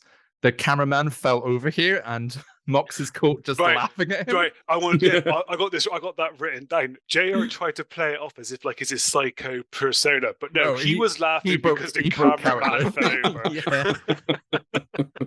Mox pushes the refs away as they get to the ramp. But here comes Kenny again. He's not done. He is not done. Kenny beats Mox with a steel bin and then hits the paradigm shift through the bin to end the pay-per-view. The crowd were fucking dead all the way through that. There's levels of disrespect. You know, like maybe they're a little bit burned out. It's a 4-hour pay-per-view. Yeah, they could have been burned out. Like I said, it was a bad crowd overall tonight, but they were dead through most of that. Can I say that also that for me it was kind of obvious when I see on the card that Moxley was going last. And Kenny's match was beforehand. I kind of put two and two together that Omega was gonna come out and do something. Obviously, because and of they kept mentioning it during Kenny's match. Yes, Kenny hasn't forgotten what Mox done. Maybe that's also why the crowd were quiet. Maybe it was like, oh come on, we saw this coming a mile off. I mean, I was happy to see Kenny destroy him, so I'm happy to watch Kenny destroy anyone any day. So you know. Oh god. I like to think all the crowd are time travelers because they're just reacting the same way that you would if you knew the match that they're trying to set up isn't actually going to happen. Because as I said earlier, Mox will be injured by All Out, and we actually, as a result of that, get Kenny Omega versus Pac. So maybe there's a silver lining in all of this. Yeah, and then when we do get Kenny versus Mox, it's for the biggest prize of all, so it's kind of worth it. For me, it's not for me. Anyway, that's it. That's pay-per-view number 2 in the bag. Overall, guys, what are your thoughts? Yeah, good. Couple matches just should not have been in there. Yes, no, 100% agree with you. It could have been shorter. Mm-hmm. I mean, it's like they're trying to hit a certain time, like they want to hit, but it was just like 2 matches. I just sort of completely removed them. I mean, I know you guys said to put which one was it into the buy-in, but no. Like, if you look at the buy-in matches now, they're still really good. This was just not a good enough match for a pay-per-view. Yeah, I mean, I agree. Yeah. Yep. Damien? It was a good pay-per-view. I agree. Pretty much the same level as Mike really there. Some matches just shouldn't have been. It could have been like a case of just drop them completely, have a short pay-per-view, and just drop those matches completely. Yeah, no, I echo that statement. I don't think the Daniel Cena match was very good. Nope. Or at least didn't live up to the hype that I thought. No, it definitely didn't. My Ali own personal Bates should not have happen. No. man, That that match should is have, no. yeah, that shouldn't have happened even on a normal Do week. you know what? If anything, they should have had the Nyla Rose, Rio, and Yuka match, the big women's match of the night. It was, Yeah. technically. Well, no, but obviously Leah Bates, the first singles Yeah. match. They could have done something with Nyla Rose, Rio, or Yuka. Instead of being a triple threat, they could have had just one of those two. Yeah, it was an AEW Yeah. dark I match. see, on the I pay-per-view. see what you mean as the first singles ever. Yeah, I'm Yeah. with you. Yeah. Okay, yeah. I would have had Rio versus Yuka, actually. That would have been a better matching. Then we Yeah. wouldn't be friends, buddy. We would not have been friends. But to wrap up this podcast episode, Mike, what was your match of the night? I'm just going through the list right now. It's not like these questions are prepared in advance or anything. Yeah, but I don't really think about him, to be honest. I think it's going to have to be Cody and Darby. Yeah. Cody and Darby. Damien? Yeah. Echoing that right here. Cody and Darby. Okay, just- okay. Yeah, and what about yours? Mine is a little bit different. It will be the Elite versus the Lucha Bros and Laredo Kid. Oh, Okay. yeah, I love Okay, that okay. match. Love that Yeah. match. Cody versus Darby was great, Mm. but the bit at the end sullied it for me, unfortunately. Well, take that away from me. I don't because even think about I that can't. as part of the match, so that's probably why. Yeah, I can't. Both are intrinsically linked for me, so Okay. unfortunately it falls by the wayside. Okay. Little shout out as well to our opening bout because I enjoyed that match a lot, and it made me like the best friends. So there is that as well. Damien, your MVP for the night. Jungle Boy. Jungle Boy, nice. Okay. Jungle Boy, his match. Wow, he actually shown what he can do. Yeah, brilliant. Mike. Let's see. Let me think. You know what? I think it's going to be Cody Cody. Okay. because he made we've all got a Darby different look one. so good. Okay. Okay. We've all got a different MVP. Mine Okay. is going to Darby himself. Oh, okay. I think But as Yeah, go on. first impressions go, forgetting everything I know about Darby, as first Yeah. impressions go, that was a very, very good first Well, impression. that was my logic, right? I was going to give it to Darby, but I just realized that Darby wouldn't have looked that good if it wasn't for Cody making him Yeah. look that good. Probably so I give it true. to Cody instead. Probably true, but yeah, Darby is it. Darby gets it for me. And last in our little statistics, Mike, what is the tope count? I believe 4. I could be wrong. And then from both pay-per-views now, I believe 9. Correct? I Tell hope me if so. I'm wrong. We don't know. am We're I asking you, keeping buddy. track? Am I meant to be making notes of this? I've got 8, so something's gone Oh. wrong somewhere.